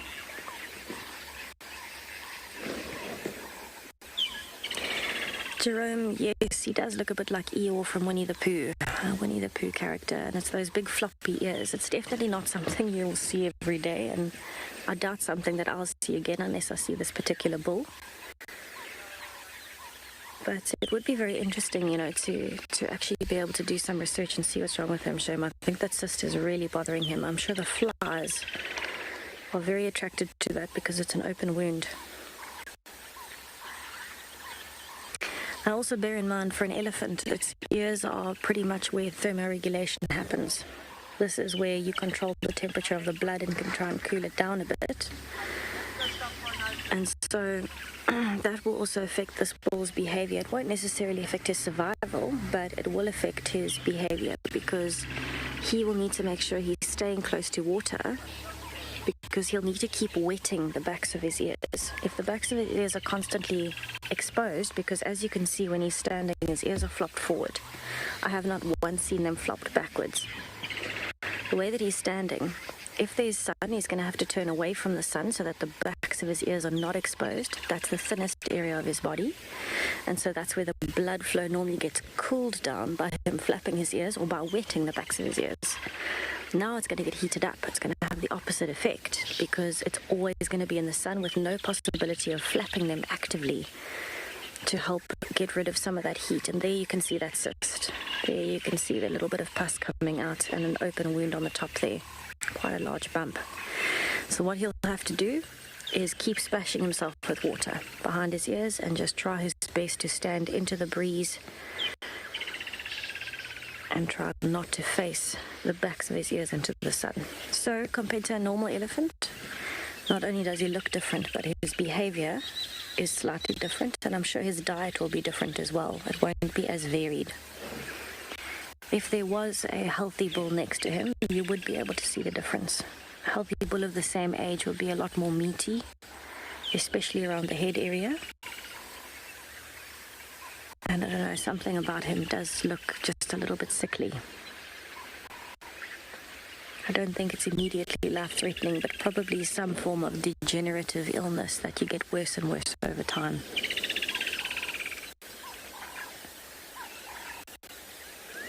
He pretty much has not stopped feeding since we arrived here, so I think he's trying his best to get in as much energy as he can, because the energy input is going to help him heal as well, with that cyst in particular.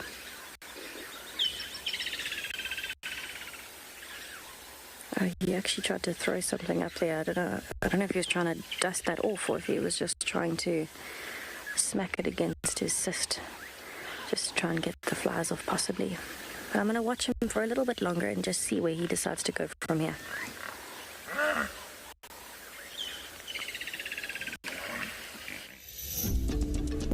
Three brothers named the Avoca males arrived in Djuma in 2018. So this is our first good look at the Avoca males, so they're definitely a bit older than what I thought when we were looking at them. They're just under 5. This area had recently been vacated by the Birmingham boys. The Avocas grabbed the opportunity and took over the Talamati and Nkuhuma prides quickly. In 2019, they were seen mating with females from both prides and went on to sire cubs with them. We are very privileged to be watching the Nkuhuma pride as the sun comes up. The most recognizable lion in this coalition is Darkmane. Aside from the dark mane that gave him his name, he can be recognized by a distinctive limp. This limp stems from an injury to his right leg he sustained while taking down a buffalo with the Nkuhuma pride. If you want to celebrate these individual cats, then head over to our website to learn more about our non-fungible tokens. If I could take you on safari all day and all night, I would. But unfortunately, it's not always the best time to see the animals. Now, in between safaris, you can watch the WildEarth channel with loads of extra shows. If you have a connected television, Apple TV or Roku box, then download the WildEarth app, and if not, then just find it on the App Store on your phone. Wildlife trafficking remains a growing problem in South Africa, and often made worse by the way the media portray this complex issue. The Wildlife and Environment Society of South Africa, WESA, have recently embarked on a program whereby they train reporters to better tell stories of wildlife trafficking. In my community, wildlife conservation is mostly something other people do, and I would like to change that. My name is Iman Singli. I told people I met that the pangolin is one of the most trafficked animals on the planet. But what is a pangolin, they said? Why is it in danger? This is what made me decide that the pangolin story must be told. If we are to play a part in preventing the extinction of this animal, then we must all be part of the battle. A partnership between WWF South Africa and WESA, supported by US Aid.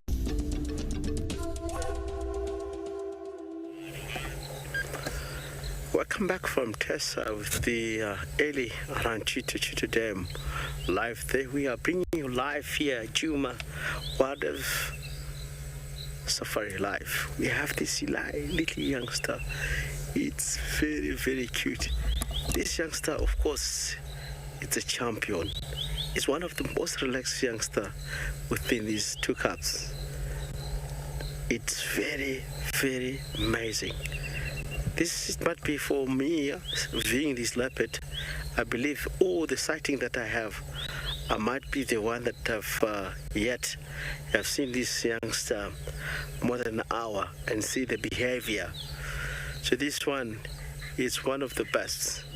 It's really suit to name this leopard because now it's still young, but I might name it Ngwazi when time goes on. Ngwazi means champion.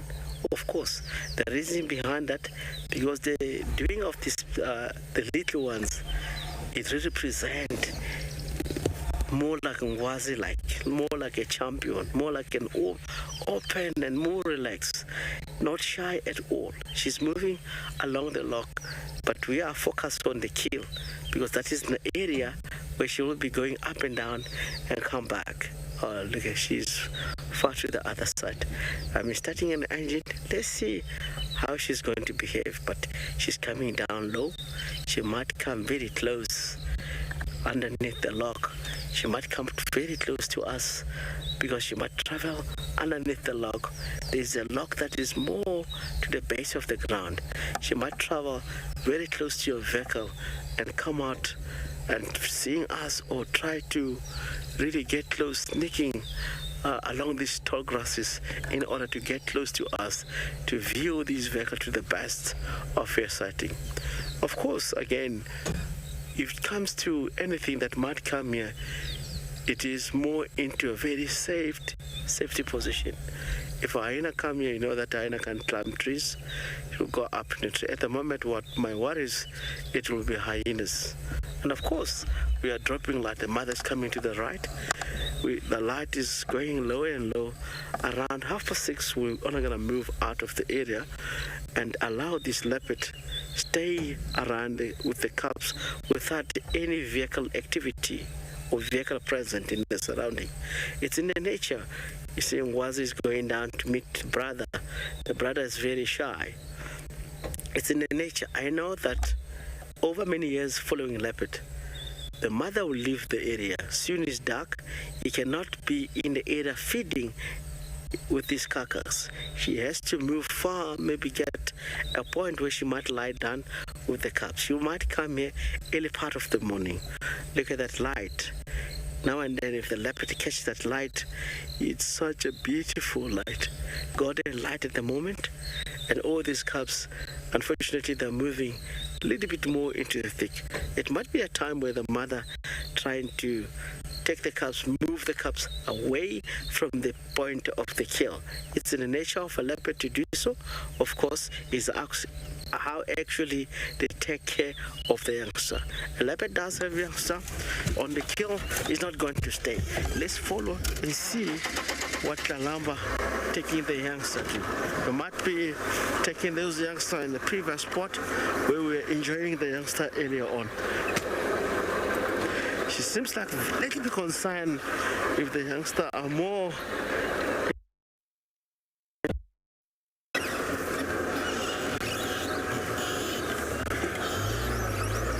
It's not an easy area to drive. Yeah, of course, we're in a drainage land. We have to be more careful because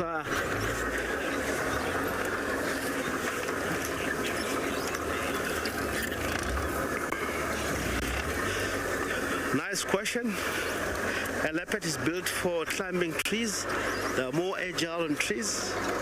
They will never stuck like a lion. Lion can stuck on the trees, but leopard cannot stuck on the trees at all because it's a species that built to climb trees. If you look at the leopard and hyena, you look at the cheetah, which are closely related, a little bit more like a cousin. A cheetah is more staunch, her legs built for speed. A leopard is very low to the force of gravity. It's built for carrying load to go up in a tree. So a leopard designed and dedicated to climb tree. I haven't seen a leopard that's stuck on a tree at all. I've seen lions, I've seen other species, of course, stuck in a tree, but leopard, they built for climbing trees. The more agile, actually, in short, when it comes to climbing trees, the best species, of course, to climb a tree in the world is the leopard.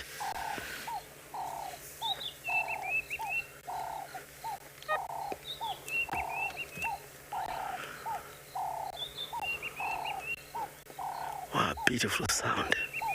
Let us take an opportunity to listen to all these sounds coming from different angles.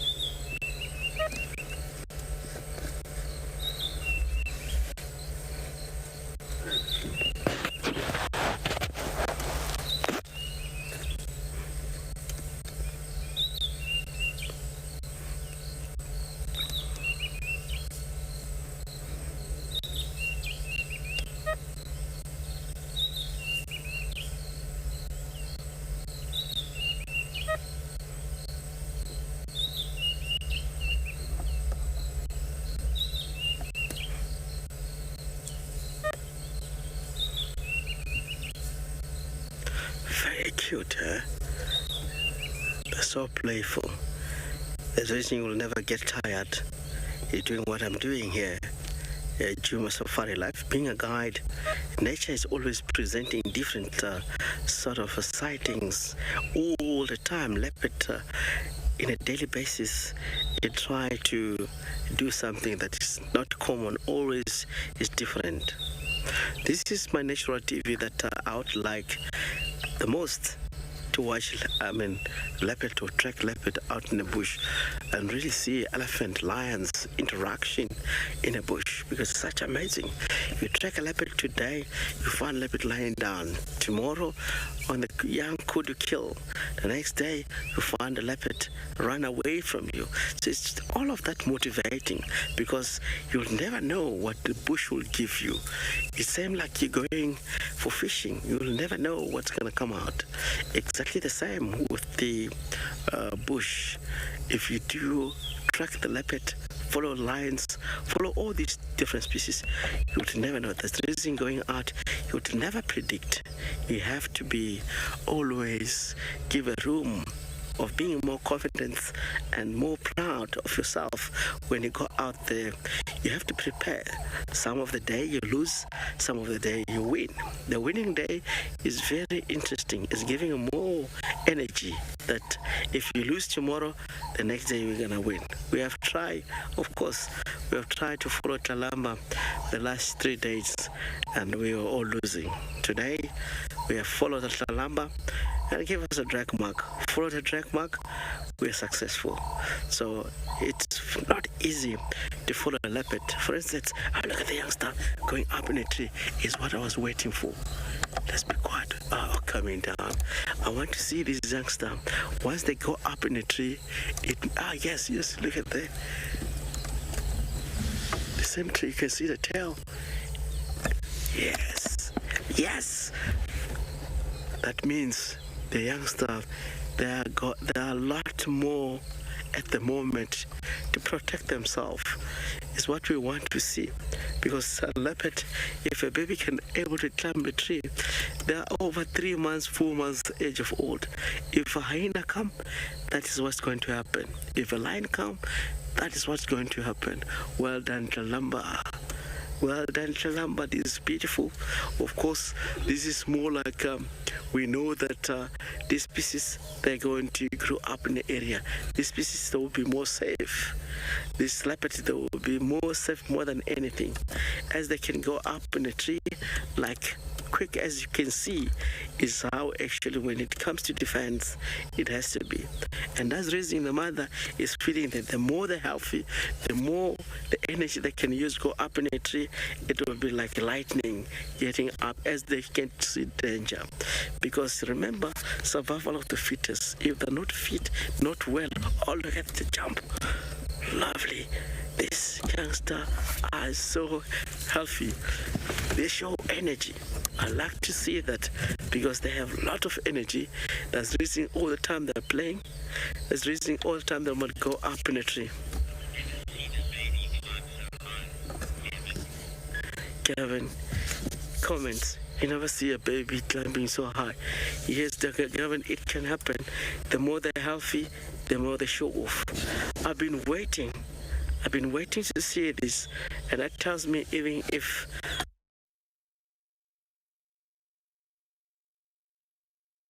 here, I'm not going to worry about anything. I know that even pride of lions come here, they will quickly go up in a tree. That's the reason in most cases a leopard select the area where it's small trees. It's very quick for a young leopard to go up in a tree. If a tree is huge, like your amarula, for instance, I'll take a size of amarula which is around more than 120, 220 meters of the trees itself. It will be around. It will be so much difficult for a youngster to go up because the tree is so broad in a degree where the youngster need a very small tree. It cannot manage to really climb in the big trees because at a stage they're very young. They need something that is able to really go fast if it's too small, because they can able to grab the tree, with all direction of the tree, and that takes the species as quick to go up. But the big trees is not the ideal of the youngster. Small trees is so good, because also they rely going up in the small trees that all these big males weight, they cannot able to be hosted by the trees that are so small in the area. If they go into a trees, they will select a thin branch on that particular tree. Instead, if a dominant male come across them and wanted to kill them, so it's how actually they're safe away from that. It's such a beautiful to see this. We all guarantee this will be our future leopard here at Djuma Safari Life. We're gonna look back to Tessa. Look like she's having some cubs.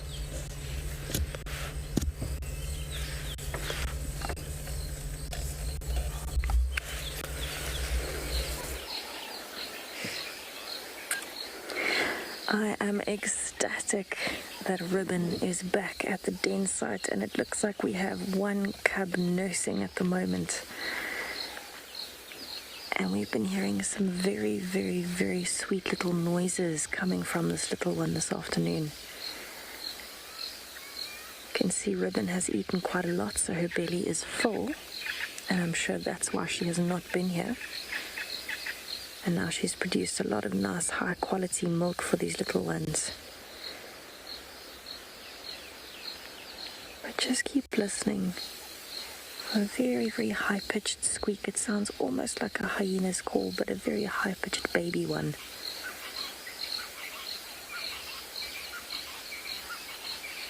Oh, wow.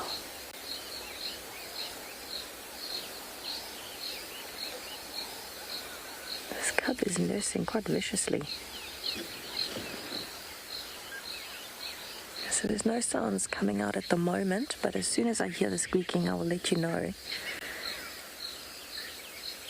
It is quiet for now. There was a little squeak.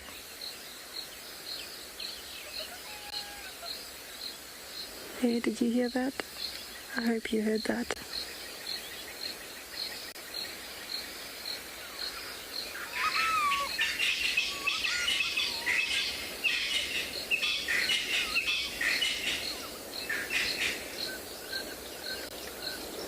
So it almost seems like the cub is getting anxious with Ribbon when Ribbon moves.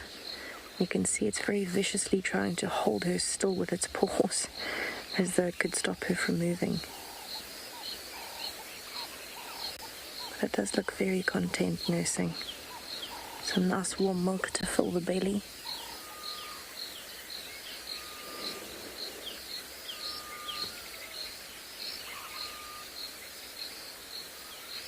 And it is quite a lovely surprise after seeing warthogs come out of here yesterday. I was a bit worried that Ribbon would have moved. I'm going to sit here for a little while longer and hope that the other cub makes an appearance.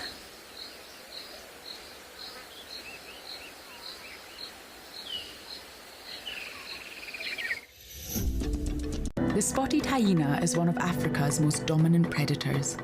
They are incredible hunters and infamous scavengers. Ribbon is the matriarch of the Djuma clan, and she rules with an iron fist. She emerged from the bottom to become the lady in charge by challenging the status quo and overthrowing Corky. Sitting pretty as the king of the castle. Currently, she is denning with 2 brand new cubs. Now, isn't this just awesome? We're sitting here with the Djuma clan, and this particular individual, her name is Ribbon. WildEarth will be following their lives as they grow from tiny, vulnerable cubs to full-grown adults who can survive in the African wild. If you are fascinated by this famous clan, then why not buy a non-fungible token of one of their unique members? Head over to our website to find out more. When on safari, there's nothing better than an evening spent under the stars chatting around a fire, with the sounds of the wild all around you. If you sign up to be a WildEarth explorer, you can build your own memories by joining our guides for regular fireside chats. Subscription payments can be made by PayPal, credit card, and now bank transfer. WildEarth Explorers, it's in your nature.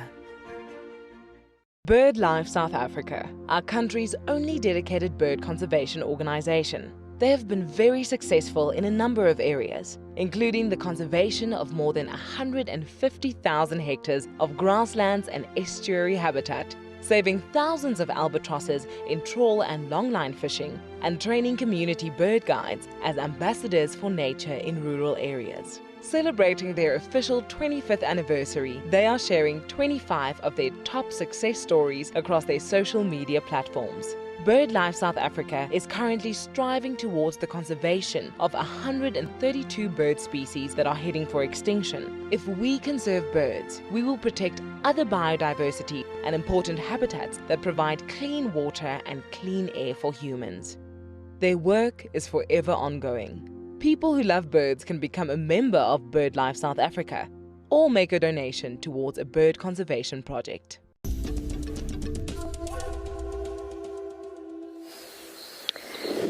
So this little cub of ribbons has not stopped nursing at all, and if you look closely you can actually see the whole head is moving each time it makes the suction movement with its mouth.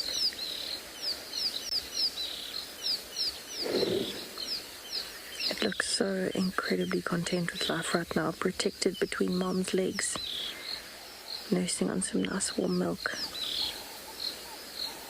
It's nice and warm outside. Oh, a big sigh from Ribbon.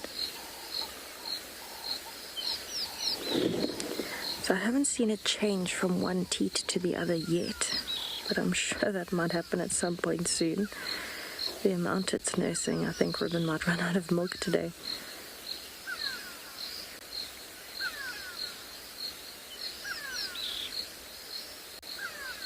So we still haven't seen the other cub make an appearance at all, but I wouldn't be surprised if it is waiting for this one to finish before it comes, or it might still just be having a little bit of a nap.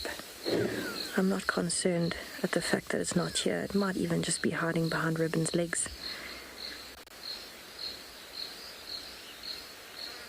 And I'm sure just enjoying a bit of a snooze.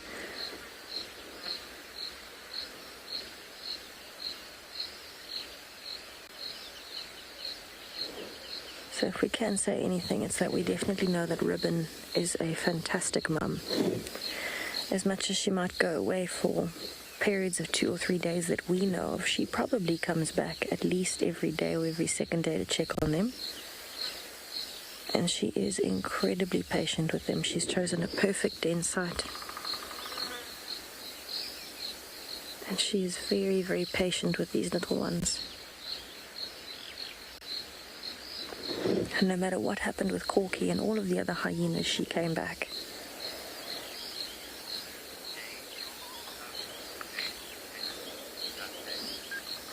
Dante agreed. Any day filled with cubs is a day well spent. And I think for us, especially having not seen either set of cubs for a while, it is great to see them again.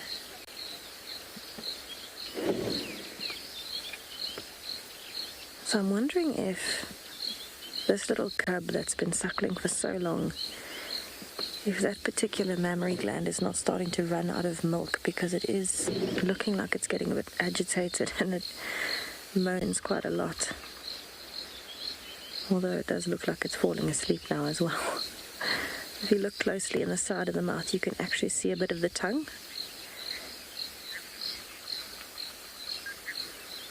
So you can definitely see those muscles moving as it's suckling. How adorable.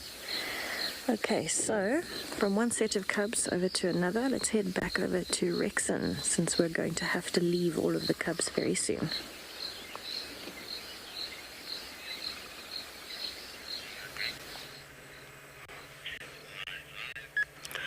Welcome back from hyena puppies, and we're back to these leopard cubs. It's now time for us, of course, to leave them due to the protocols of the area. Now the light is getting faint, low. We really going to enjoy them for the last segment and trying to move out of the area without any vehicular intervention in the surrounding. We'll leave them unattended. I don't think there will be another vehicle allowed from now to stay with it. The reason behind that is quite a lot of more species that are getting more active this time of the day, where it's easily having a vehicle out in the bush, they might respond according to the area. Of course, we don't want that to happen. And also, while we're talking, it might attract more species coming into really search the area or investigate the area, what might be happening. And of course, because the Lamba had killed this animal, drag across the road, if I didn't get that information, they might be on top of that drag mark trying to follow her. Although she was very clever, she just killed the baby kudu, drag across the road without cutting out. She started to cut out in an area where she wanted to host this kill. That is, make one of the perfect decision to really not attract hyenas to come into the area. At the moment, this youngster, they will be more playful, as you can see. They're not going to join the mother. They will stay in the area where they think is highly safe. Kalamba just went back towards the kill. We're not going to follow her. We'll leave her in peace. Maybe she's going to reposition the kill. Of course, maybe one of the trees around in the area early in the morning will come here and try to check what might be the progress of a night. It's very important. I know that by nature, the leopard is not going to stay here with the cubs. She's going to extend herself, moving towards maybe east, find the area where it's very thick, and let the kill in the surrounding, host it in a perfect tree, then she can return early in the morning. If another leopard discover that, it will be fine. And I will be looking back to Tessa and leave these cubs in peace. We're going to follow up on something else to the west.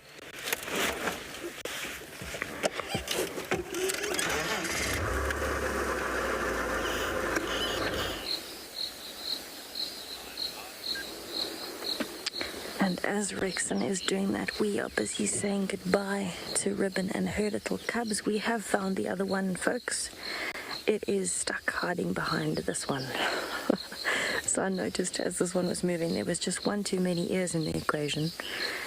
And finally, this one in front shifted a little bit, and we could see that the other cub is squashed behind it, with its body in between Ribbon's legs and its head right next to this cub's. So they are both there. They just squished up together, and maybe that's why it's fidgeting a little bit. Maybe they're a little bit too squashed together at this point. There you can see a glimpse of the other cub's ears.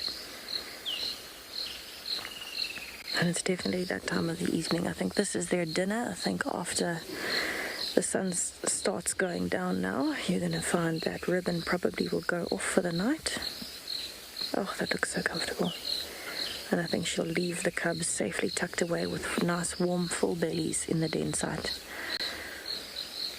I'm very happy to see that they are here and that they are looking so healthy and so relaxed. Really a wonderful way to end the daylight for the day with a little surprise visit from Ribbon. She definitely looks like she's pregnant again. She's eaten so much, and I can tell you she's not, but she's just eaten so much that that belly is overflowing. And so that milk now for the next few days is going to be extra nutritious, extra rich. Okay, it is time for us to leave them before the light fades. So we will say goodbye to Ribbon and her cubs, and hopefully we see them again in the next 2 days.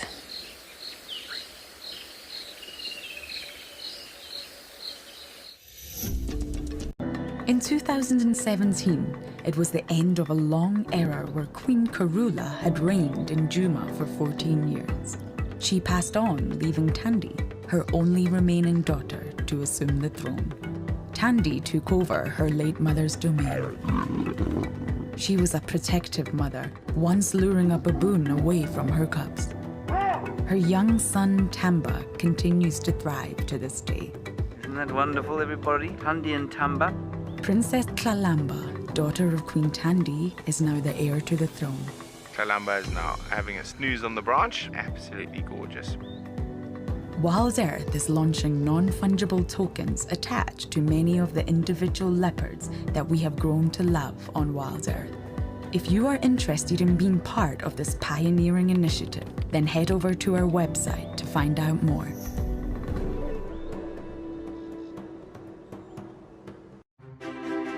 As a naturalist, it's really important that I stay up to date and up to breast with what's happening in the wild and in the world around us. The WildEarth app helps us do that and helps us stay abreast with the live interactions of animals every day. We're going to be here at Stony Point bringing you the African penguin story, and we'd love to see you on the app. See you on the beach. For those of you who love to join us on safari here on WildEarth, we have some news. This is incredibly exciting. The team have trawled through the archives and found the very best of Safari Live from over the years. Come and disperse it. With locations such as the Masai Mara in Kenya. You can see how close he is from where I am. Tswalu in the Kalahari. It is absolutely incredible. And of course, Pinda and Ngala right here on our doorstep. Listen. We have hours of great entertainment that is now playing on our channel. Catch up with guides from the past and of course your favorite animal characters. It's happening. I've never seen this before. The best of Safari Live will be broadcast on WildEarth channel daily, so jump on board and join us down memory lane. Times for this brand new series are on our website.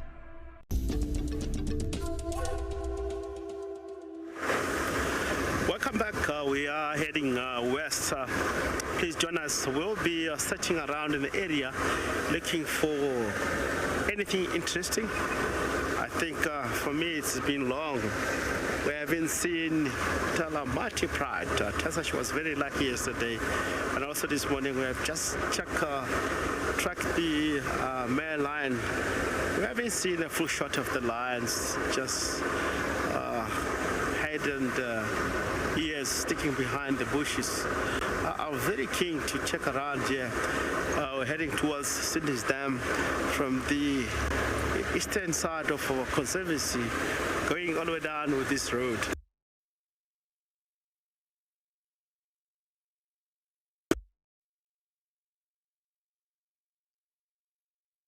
Oh, and potato. To see them back in the area, I wish them they might make a kill. Can stay a little bit in the area. Today I was just checking if I look at the old sighting, looking previous years and all that, in the season like summer season where it's very thick. It's in the nature of lions, mainly the area that have hunted during the winter season. They change that area, move to other areas and try to settle around this, but doesn't mean that they might not go on to come back. They will come back and visit the area now and then, more especially because the rain have rained areas like our western boundaries, which is the government conservancy.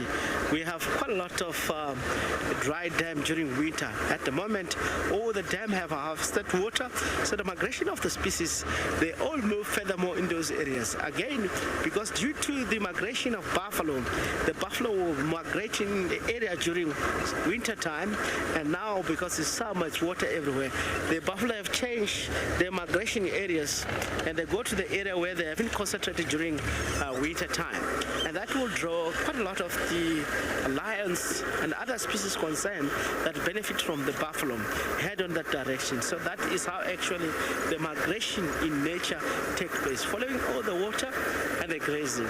Most of the time buffalo look like a very clever species. Winter they concentrate at one point, because due to water and grass, at the moment they're not in the area. They allow the grass to grow in a level that when they come back around winter time, it will be more food for around in the area, and of course more water, so they will be concentrating more in the area. It's where you find quite a lot of lions concentration in that particular area, which of course now they will go wild because they can get anything. And we have experience during the winter. We have uncontrolled fire that take place in the conservancy of government, all the grass now, because it's a new shoot, it's all sweet, highly nutritious.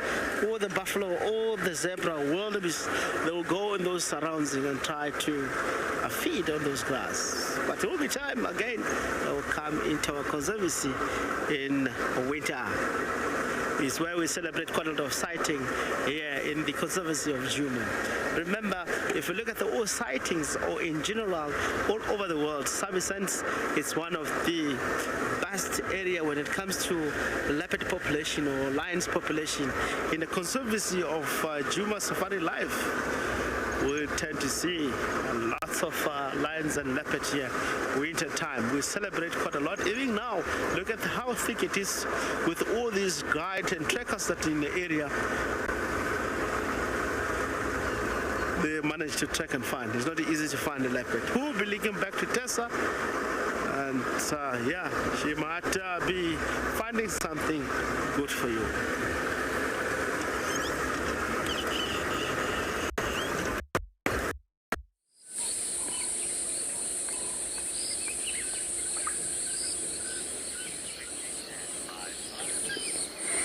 So we just stopped to appreciate an absolutely golden orange sunset.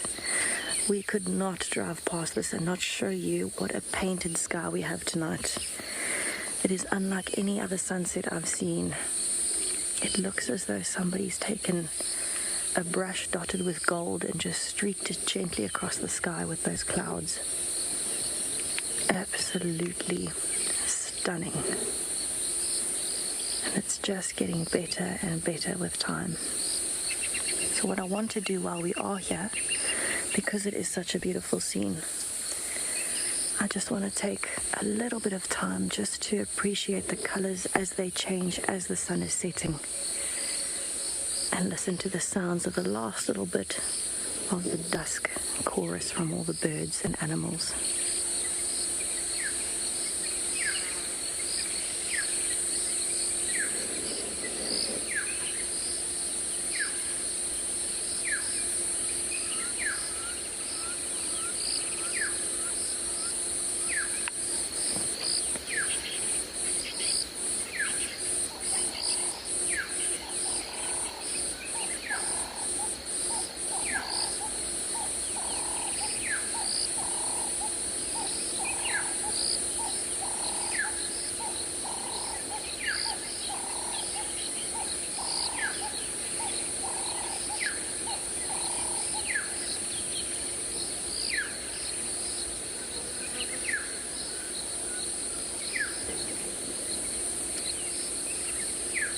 The texture of those clouds almost does not seem real.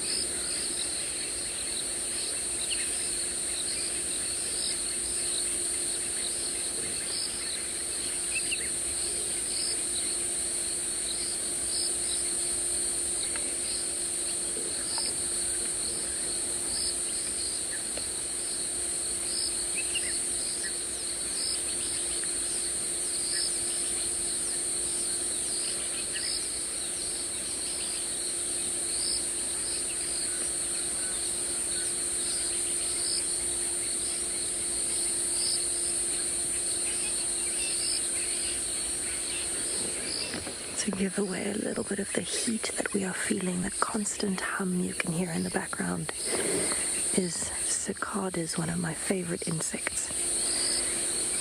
The fact that they are still active tells me it is more than hot enough for insects to be around most of the night.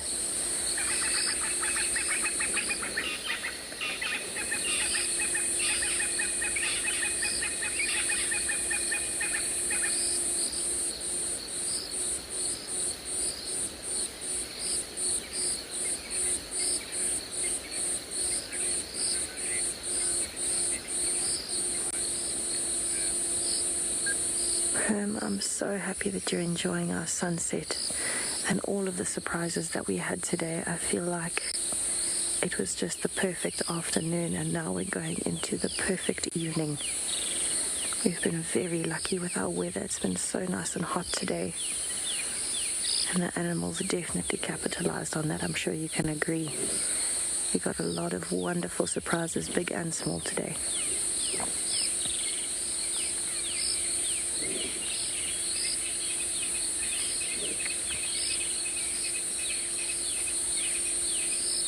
My favorite part of the sunset is actually that strip right on the top of the clouds there, where it looks like snow blowing off of a mountain. It's dusted into the wind, and you can kind of slowly see the clouds moving.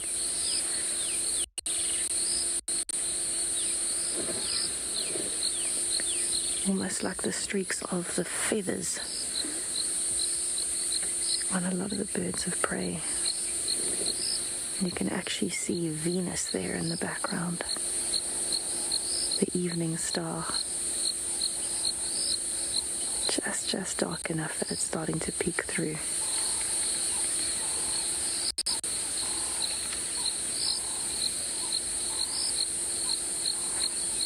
It looks like Venus is moving, but it's actually the clouds. Optical illusion.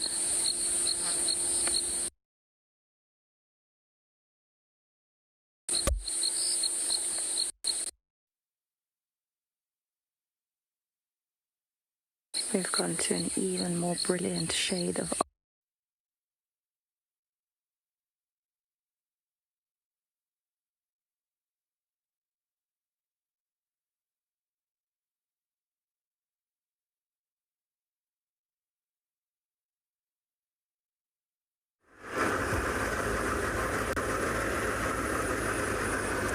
Welcome back from Tessa. We are still heading west, slowly, and checking in the area.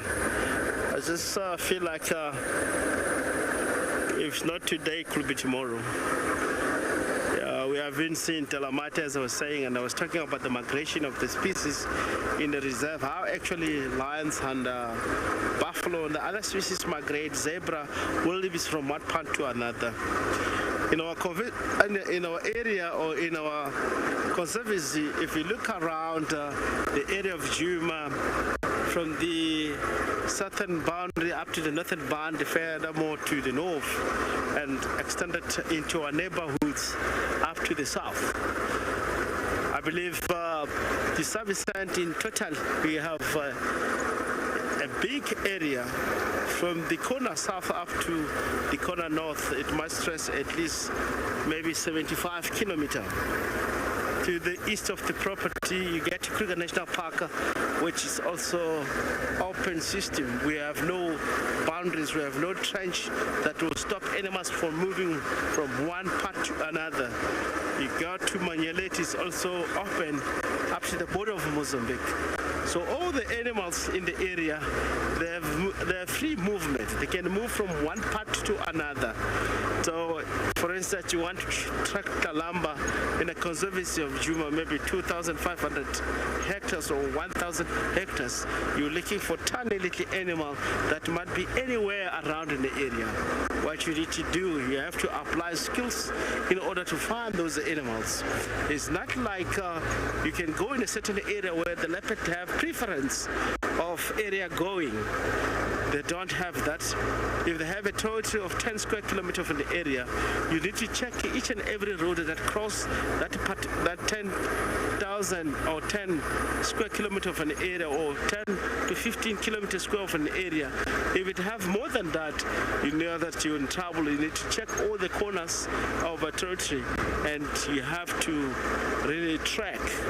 If you decided to walk 10 kilometers a day, if you find the tracks and you have cover, maybe 15 kilometers in a day, you have to walk across that. So animals are not easy to find them. There's so much difficult around here. That's reason Talamati Pride is not easy, because they can cross boundary to another and cross furthermore to the west, and we're not going to follow up in those areas. So, but I think now, according to my understanding, I'm not really knowing, with my understanding how it operates in Pride, they cannot sustain to be in one position and not to move to other areas that become part of their area. If they do that, it means something have changed. Of course, the dynamics of lions in Sabi Sand, it's always changing. It's always really in an area you cannot figure out how exactly. They might now have pushed out completely in the area, or new pride have taken over without even realizing. So that might happen because the bush now is very thick.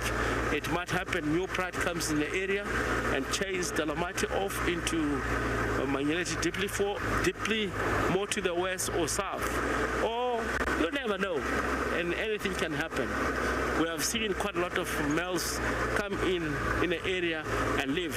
Recently we have seen this S8 male that comes, and most of the time with pride of lions, if S8 come from the pride or collection of 2 or 3, if he's settling around here, you might go back to the collection and invite them to come and take over, as they have tested how strong the other males are in the area and how easy to get to the females.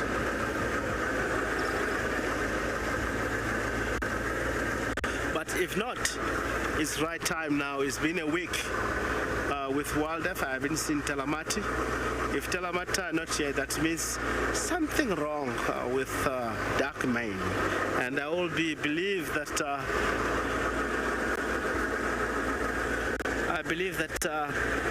dark mane is going to be challenged and kicked out in the area.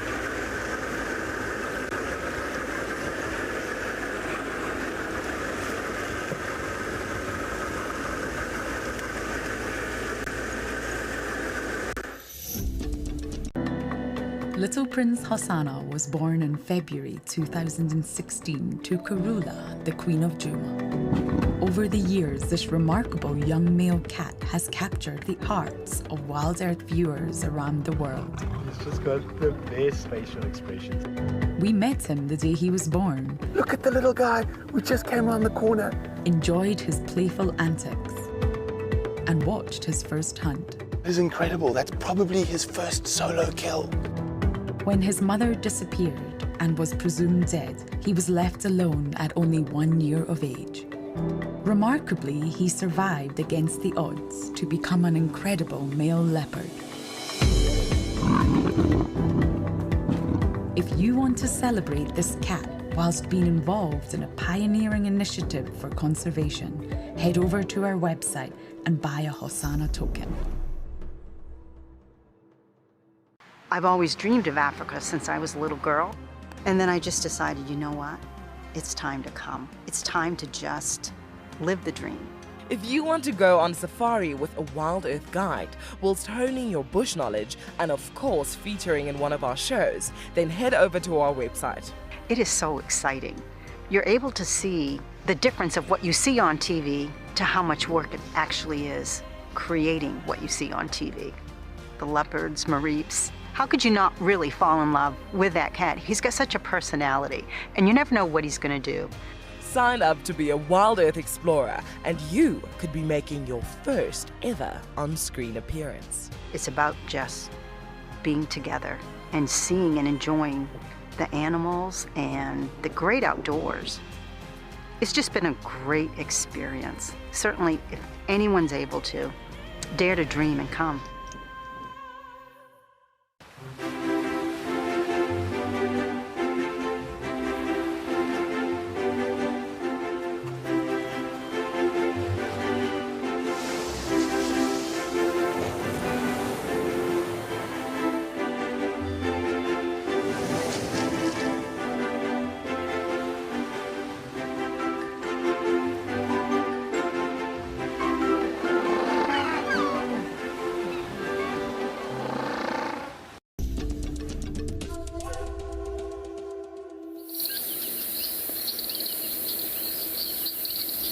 So I'm thinking, with a little bit of elephant trumpeting that I heard,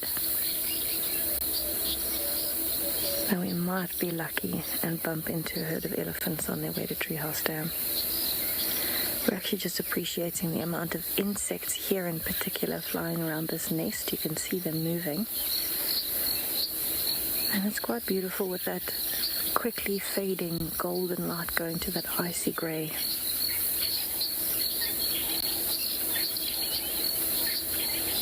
And the reason there are so many insects here is actually because there's a little mud wallow.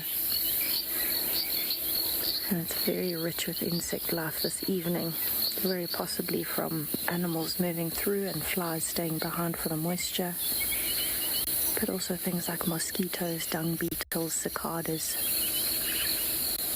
Quite an active evening for the insects, it seems.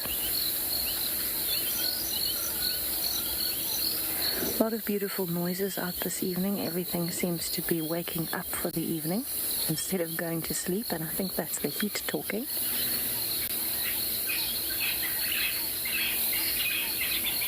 And the big insects you can hear flying around are actually dung beetles. They sound a bit like drones or helicopters, but much smoother. Alright, I think what I'm going to do, I'm going to keep going down the road. I'm going to start heading towards Treehouse Dam. I'm really hoping that we might bump into some elephants as they're coming down, because it sounds like they're coming from my front left area, so... And I'm going to take a little bit of a detour and see if I can meet them there. That would be absolutely wonderful. But while I head in that direction, let's head over to Rex and see what he's up to.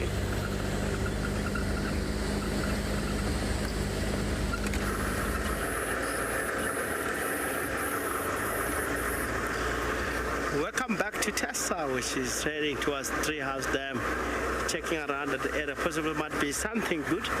We have checked just on the southern boundary, looking if, up to northern boundary, looking if we may find tracks of lions. We have checked in the area that's very well known called Sydney's Dam. No joy. What we can see here at the moment, quite a lot of hyena tracks that were traveling along this road. Possible might happen that there was a leopard here moving in the same direction.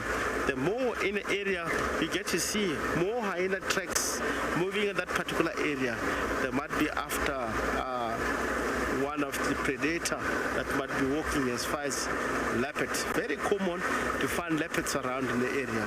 If it's a lion, you can see it's a lot more common again to see more than one tracks, but with the leopards all the time. And the hyenas, they would love to stay behind leopards. When they hunt, they might get and interfere, and still they kill our way.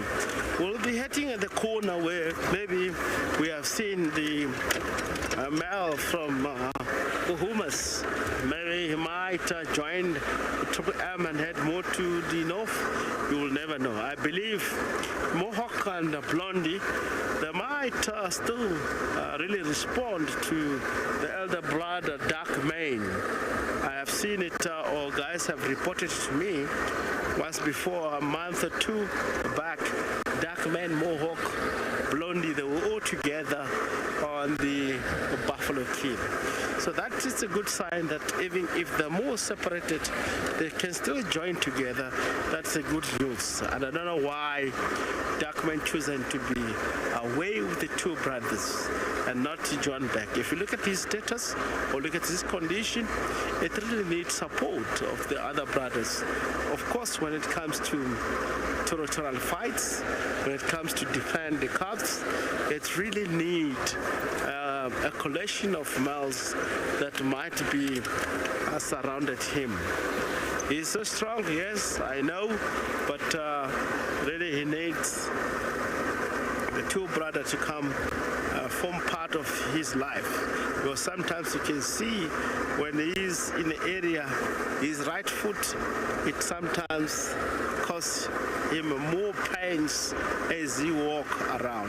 That might maybe one of the things that he doesn't want to stay quite close in the area. He's now in an area where it's less competition, I believe, by the look of the thing, and he's enjoying the rest of the pride. Maybe he'll have a second chance to mate with the female.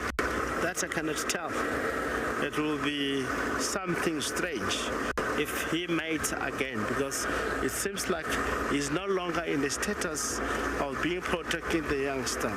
If other male comes, it will be easy to kill the youngster and kill dark male, and sometimes can put the female in danger, because the female, it's in the nature to protect the youngster.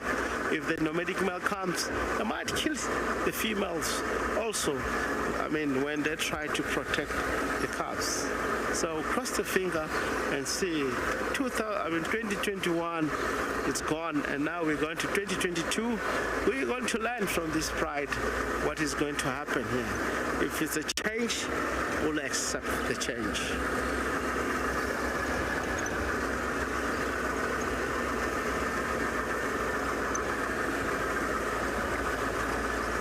Or maybe in the area of Shidulu, we might lucky to see Shidulu in this area. We have seen tracks look like Totospan yesterday have crossed to the west. I don't think they might be coming back in the area shortly.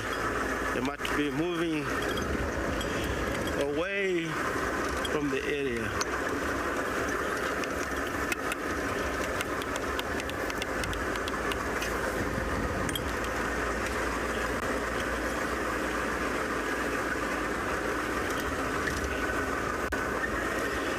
Lovely question, Edward, from Edward. Let's take the opportunity to answer that question. Edward, yes, of course, if you look at our conservancy, we are in an open system.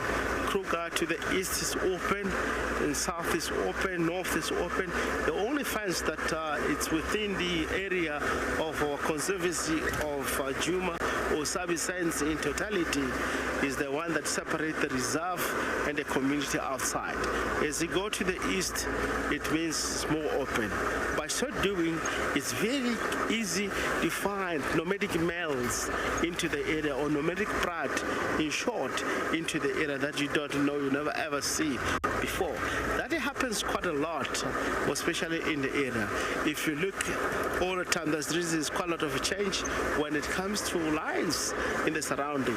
So it could be male come from south, or male come from Timbawati, or male come from Avoka. There maybe furthermore Kaseri on those areas. They might come in the area, because you know that lines in nature, if they're born in certain area like in Djuma Conservancy as a young male, they're going to move out one day in that particular area and try to cause trouble somewhere far away from their sisters and mothers, because wives like that, in most cases, they avoid inbreeding, mating with sisters and the mother. Lion doesn't like that. They move completely out. Same as leopard, they do the same.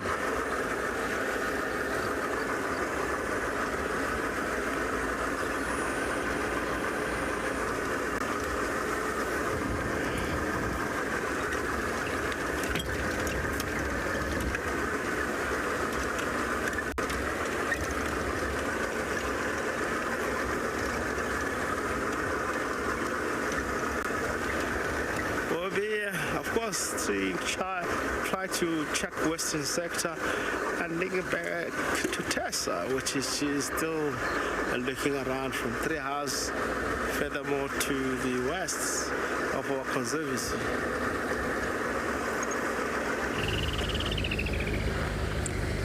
I am searching for any signs of Morwati, because this is where I had its tracks earlier, but also those elephants that I heard, in case they are on their way down to the dam. And I think there's a pretty good chance that we'll bump into things tonight because of how warm it is. So I'm checking very, very carefully as I go. I'm driving slowly. I just want to make sure of everything that is happening. I want to check as far as I can up and down this road.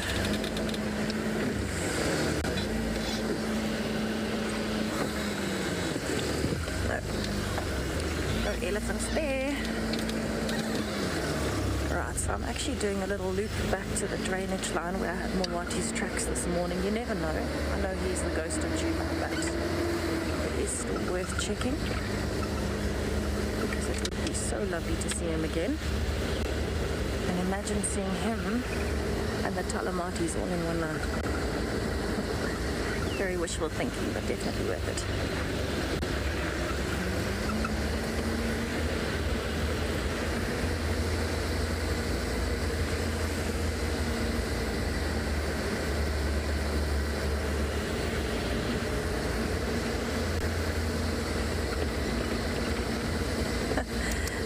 Yes, I'm sure there have been lions in the camp. There haven't been any since I've been here, but we do know that there have been leopards moving through, and there's hyenas almost every night. So there's definitely animals in camp. Today we had a black mamba in camp. So it really just depends, you know, what you're looking for. But almost every night you'll find something in camp, even if it's just scrub hares. There seems to be a pair of scrub hares that lives just outside of my room, actually. And every night when I walk out, I see them. There's something in the grass here, and I'm not sure what it is. Oh, I think it might be a white-tailed mongoose, Darren. I think, but I'm not 100% sure. I just saw a glimpse of the eyes and the size of it. Let's have a look.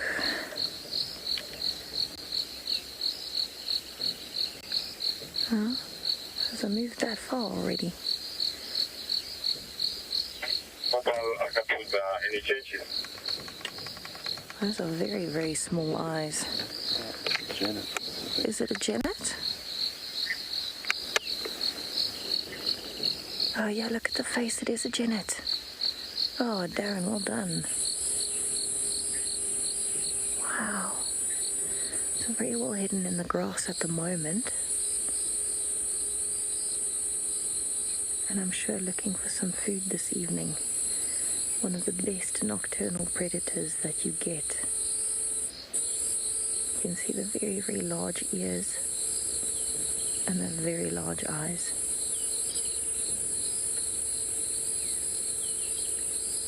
So I'm hoping it'll start moving again soon. I think it's just listening around it to make sure there's no predators or anything.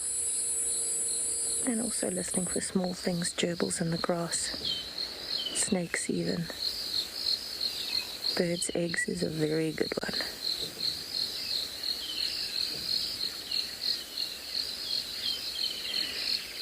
This is actually the first genet I've seen since September, where the wild dogs had chased a genet up a tree.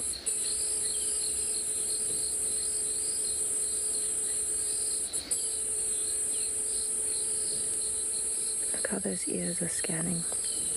So genets are really, really good nighttime predators. Their sense of hearing is impeccable. And so this little genet, this will be its territory. It's not going to leave its territory. This is going to be within the main territory. It will defend this territory. And what it's doing is it'll have somewhere that it normally sleeps, maybe a particular tree with a nice big hole in it. And it's come down as the light is changing. We're in that phase now where it's very tricky with a naked eye. There's still enough light to see form, but not enough light to see detail. Oh, there we go. And it's come out to hunt. Oh, wow.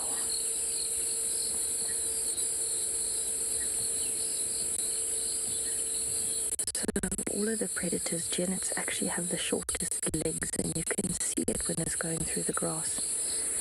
Very, very long and thin body, very accurate and agile when they jump, but very, very short legs. Wow, that was amazing. Oh, there it comes again. I wasn't sure if we'd see it, but hopefully it comes into the open again. How special. That is absolutely amazing.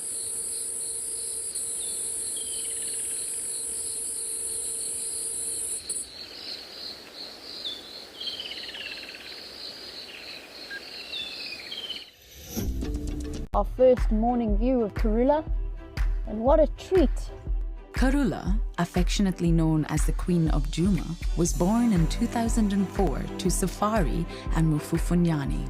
Karula defines success as a mother and a huntress. It's just the most amazing leopard, this. Well known for having raised multiple litters of cubs successfully, mothering came naturally to this cat. The Queen was adored by WildEarth viewers from all over the world, but sadly, in March 2017, she disappeared, leaving behind her last two cubs, Hosanna and Shongile, to survive on their own. Her bloodline continues throughout the Sabi Sands, and her memory will never be forgotten. If you want to celebrate the life of this magnificent cat, then head over to our website and find out more about buying a Karula non-fungible token.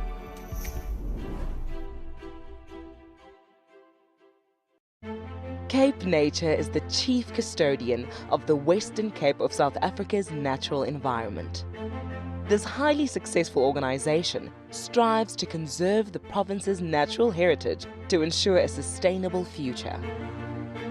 Besides nurturing nature, Cape Nature offers an authentic ecotourism experience to local and international visitors.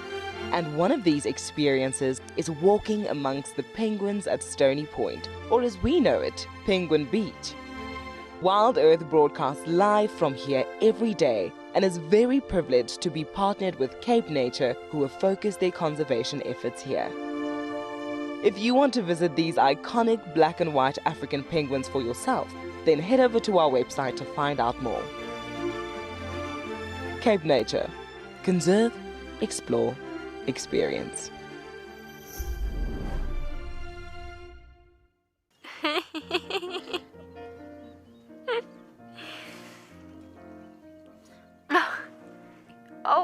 Oh, what are you doing? Are you trying out for the ballet?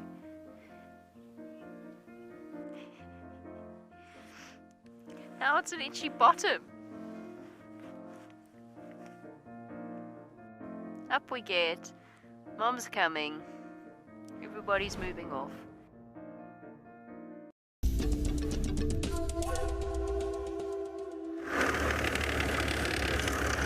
Welcome back from Tessa Live with the spotted Janat, one of the species, of course, very common to see. We are back here at Gary Main looking for if the Kuhumas have followed one of these male into the west. Yet no tracks. We'll work the area slowly towards quarantine. We might be interested in seeing other species that might be hanging around there and have a look. Maybe the zebra are back, you never know. Wildebeest are back, you cannot confirm. But this afternoon I've seen quite few activities. Look like a wildebeest tracks that they come in and out. Maybe they've went furthermore west across towards Sydney's, but we've checked there, there's nothing. Again, I believe that quarantine is the area where Mulawati he likes the most. Coming close to the camp, moving to the north of Galago, on that area, very thick, all those perfect drainage line for leopards around north of the camp.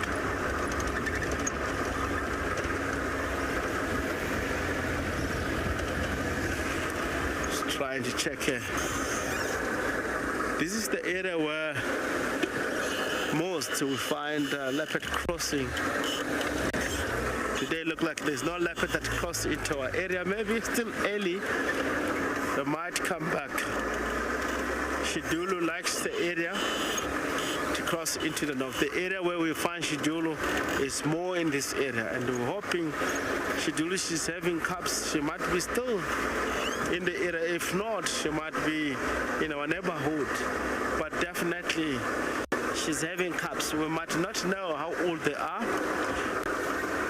until we're able to track and find them. Coming in the area quite a lot, we would like to see evidence of Shidulu, tracks of the cubs, especially if she kill and be successful. Again, Impala ahead on us. You can see that there was was no leopard or lion in the area. Almost if the impalas, you find them very close to the road, is where you'll know that hardly there was no leopard. Switch off, look like they're a little bit nervous. It might be the approach of vehicle. Maybe I was coming a little bit faster. In most cases, you find that the impala respond on that.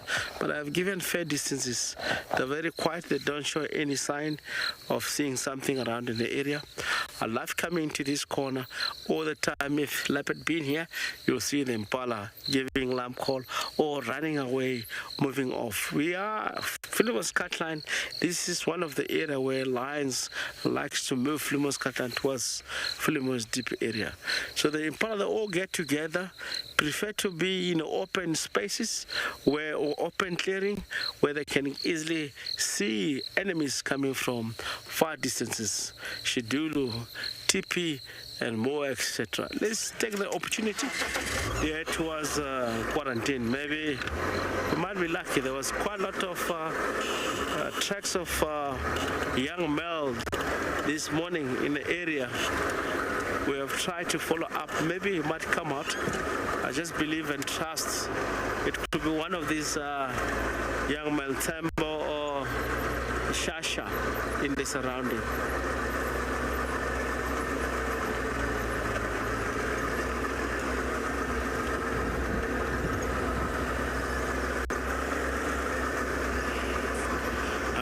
This morning,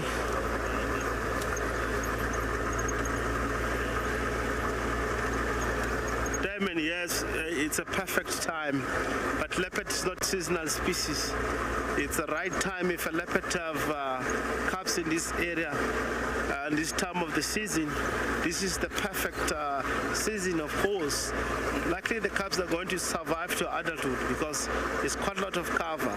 In winter, it tends to be like not good because there's not much hiding spaces around in the area. If, for instance, like Kalamba, look at how she put the cubs, and Shidulu, she might be doing the same. We have, in record, we know that Shidulu have lost a lot of cubs around in the area.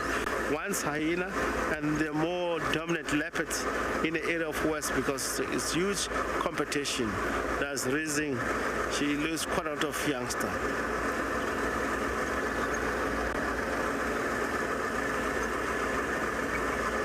But my favorite cubs at the moment is the one that I've seen already. They look like those two, especially the champion one, the one that is more relaxed, that I'm still thinking we might name it Wazi or another name. We still have to look at the species, or we still have to study much on the individuals and able to come with the proper name. But that one, as from the first weeks where we started to view the leopard, it shows that she's more relaxed and more calm and really enjoy the presence of vehicles.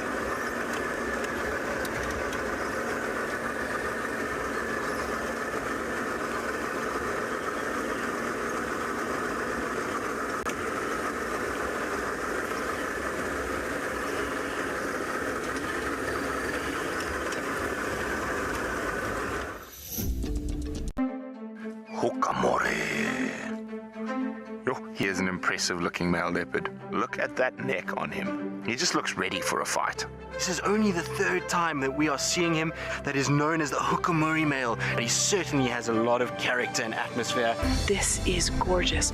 Hukamuri having a drink at one of the little seasonal pans that's filled up after that beautiful rain we had last night.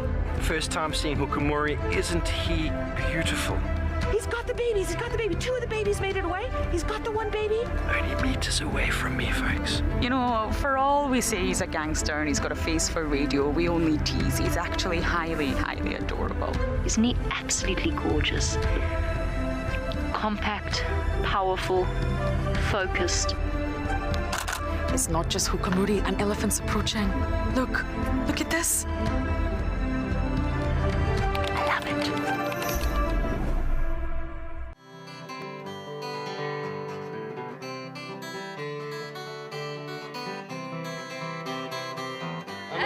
you? We baba, swatike emsabeni. We baba, babansati banhlupa. We baba, abafika endlini yami. Awungathi bangafike kathithimela. We baba, we baba. How city was a Friday, my darling. Was a Friday. This is that one, I don't know if you've seen guys make soap out of the leaves. Yeah. Hey, my sweetie, was a Friday.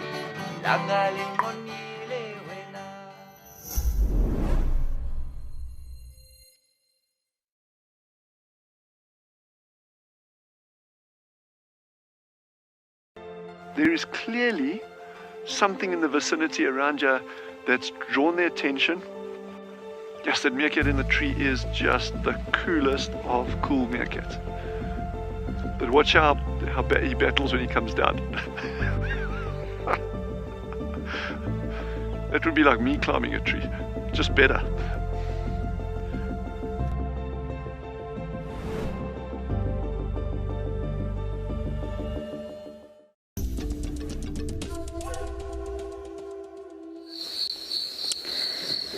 So we are just watching the colors, the last little bit, as our wonderful sunset fades from one stroke of paint to another, it looks like. And there you can clearly see Venus, the morning and evening star. It's quite strange to believe that that is the same sunset we were looking at a little bit earlier with the same star, and somehow it looks so different.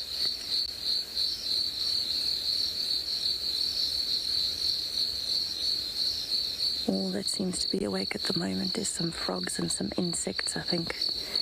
The impalas and everyone else is settling down. Oh, Zephyr, happy birthday. I'm so happy that we got to contribute to your special day, and I think, we're absolutely honored to have you with us this afternoon. What a way to spend your birthday. It's always so special when we hear stories like that of, people joining us in this, contributing to something special. We really appreciate it, and we're glad that we could be here with you, sharing it with you.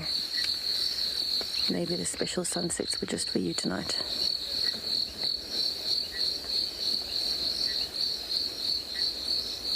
It actually makes sense considering we can't really see many other stars. Maybe that star is for you tonight.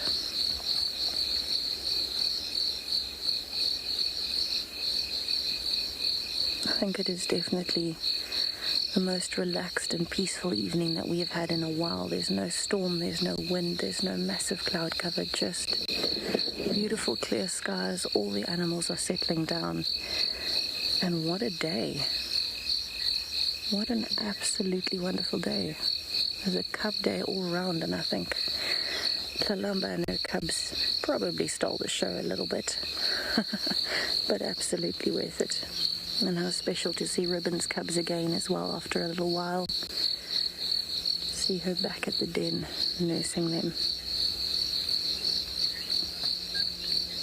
I think we've also been exceptionally lucky on a lot of herbivore sightings today, a lot of smaller things.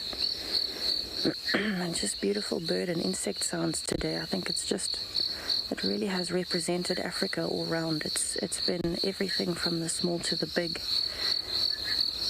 And we're definitely very grateful that we got to share it with you.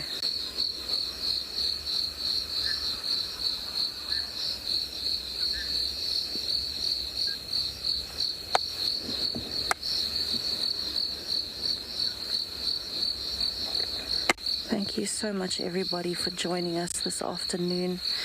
We couldn't have made it this special without all of you watching. So thank you so much, and we look forward to seeing you in the morning. I'm sure there are even better things to come as we go. What an absolute pleasure to spend the evening with you.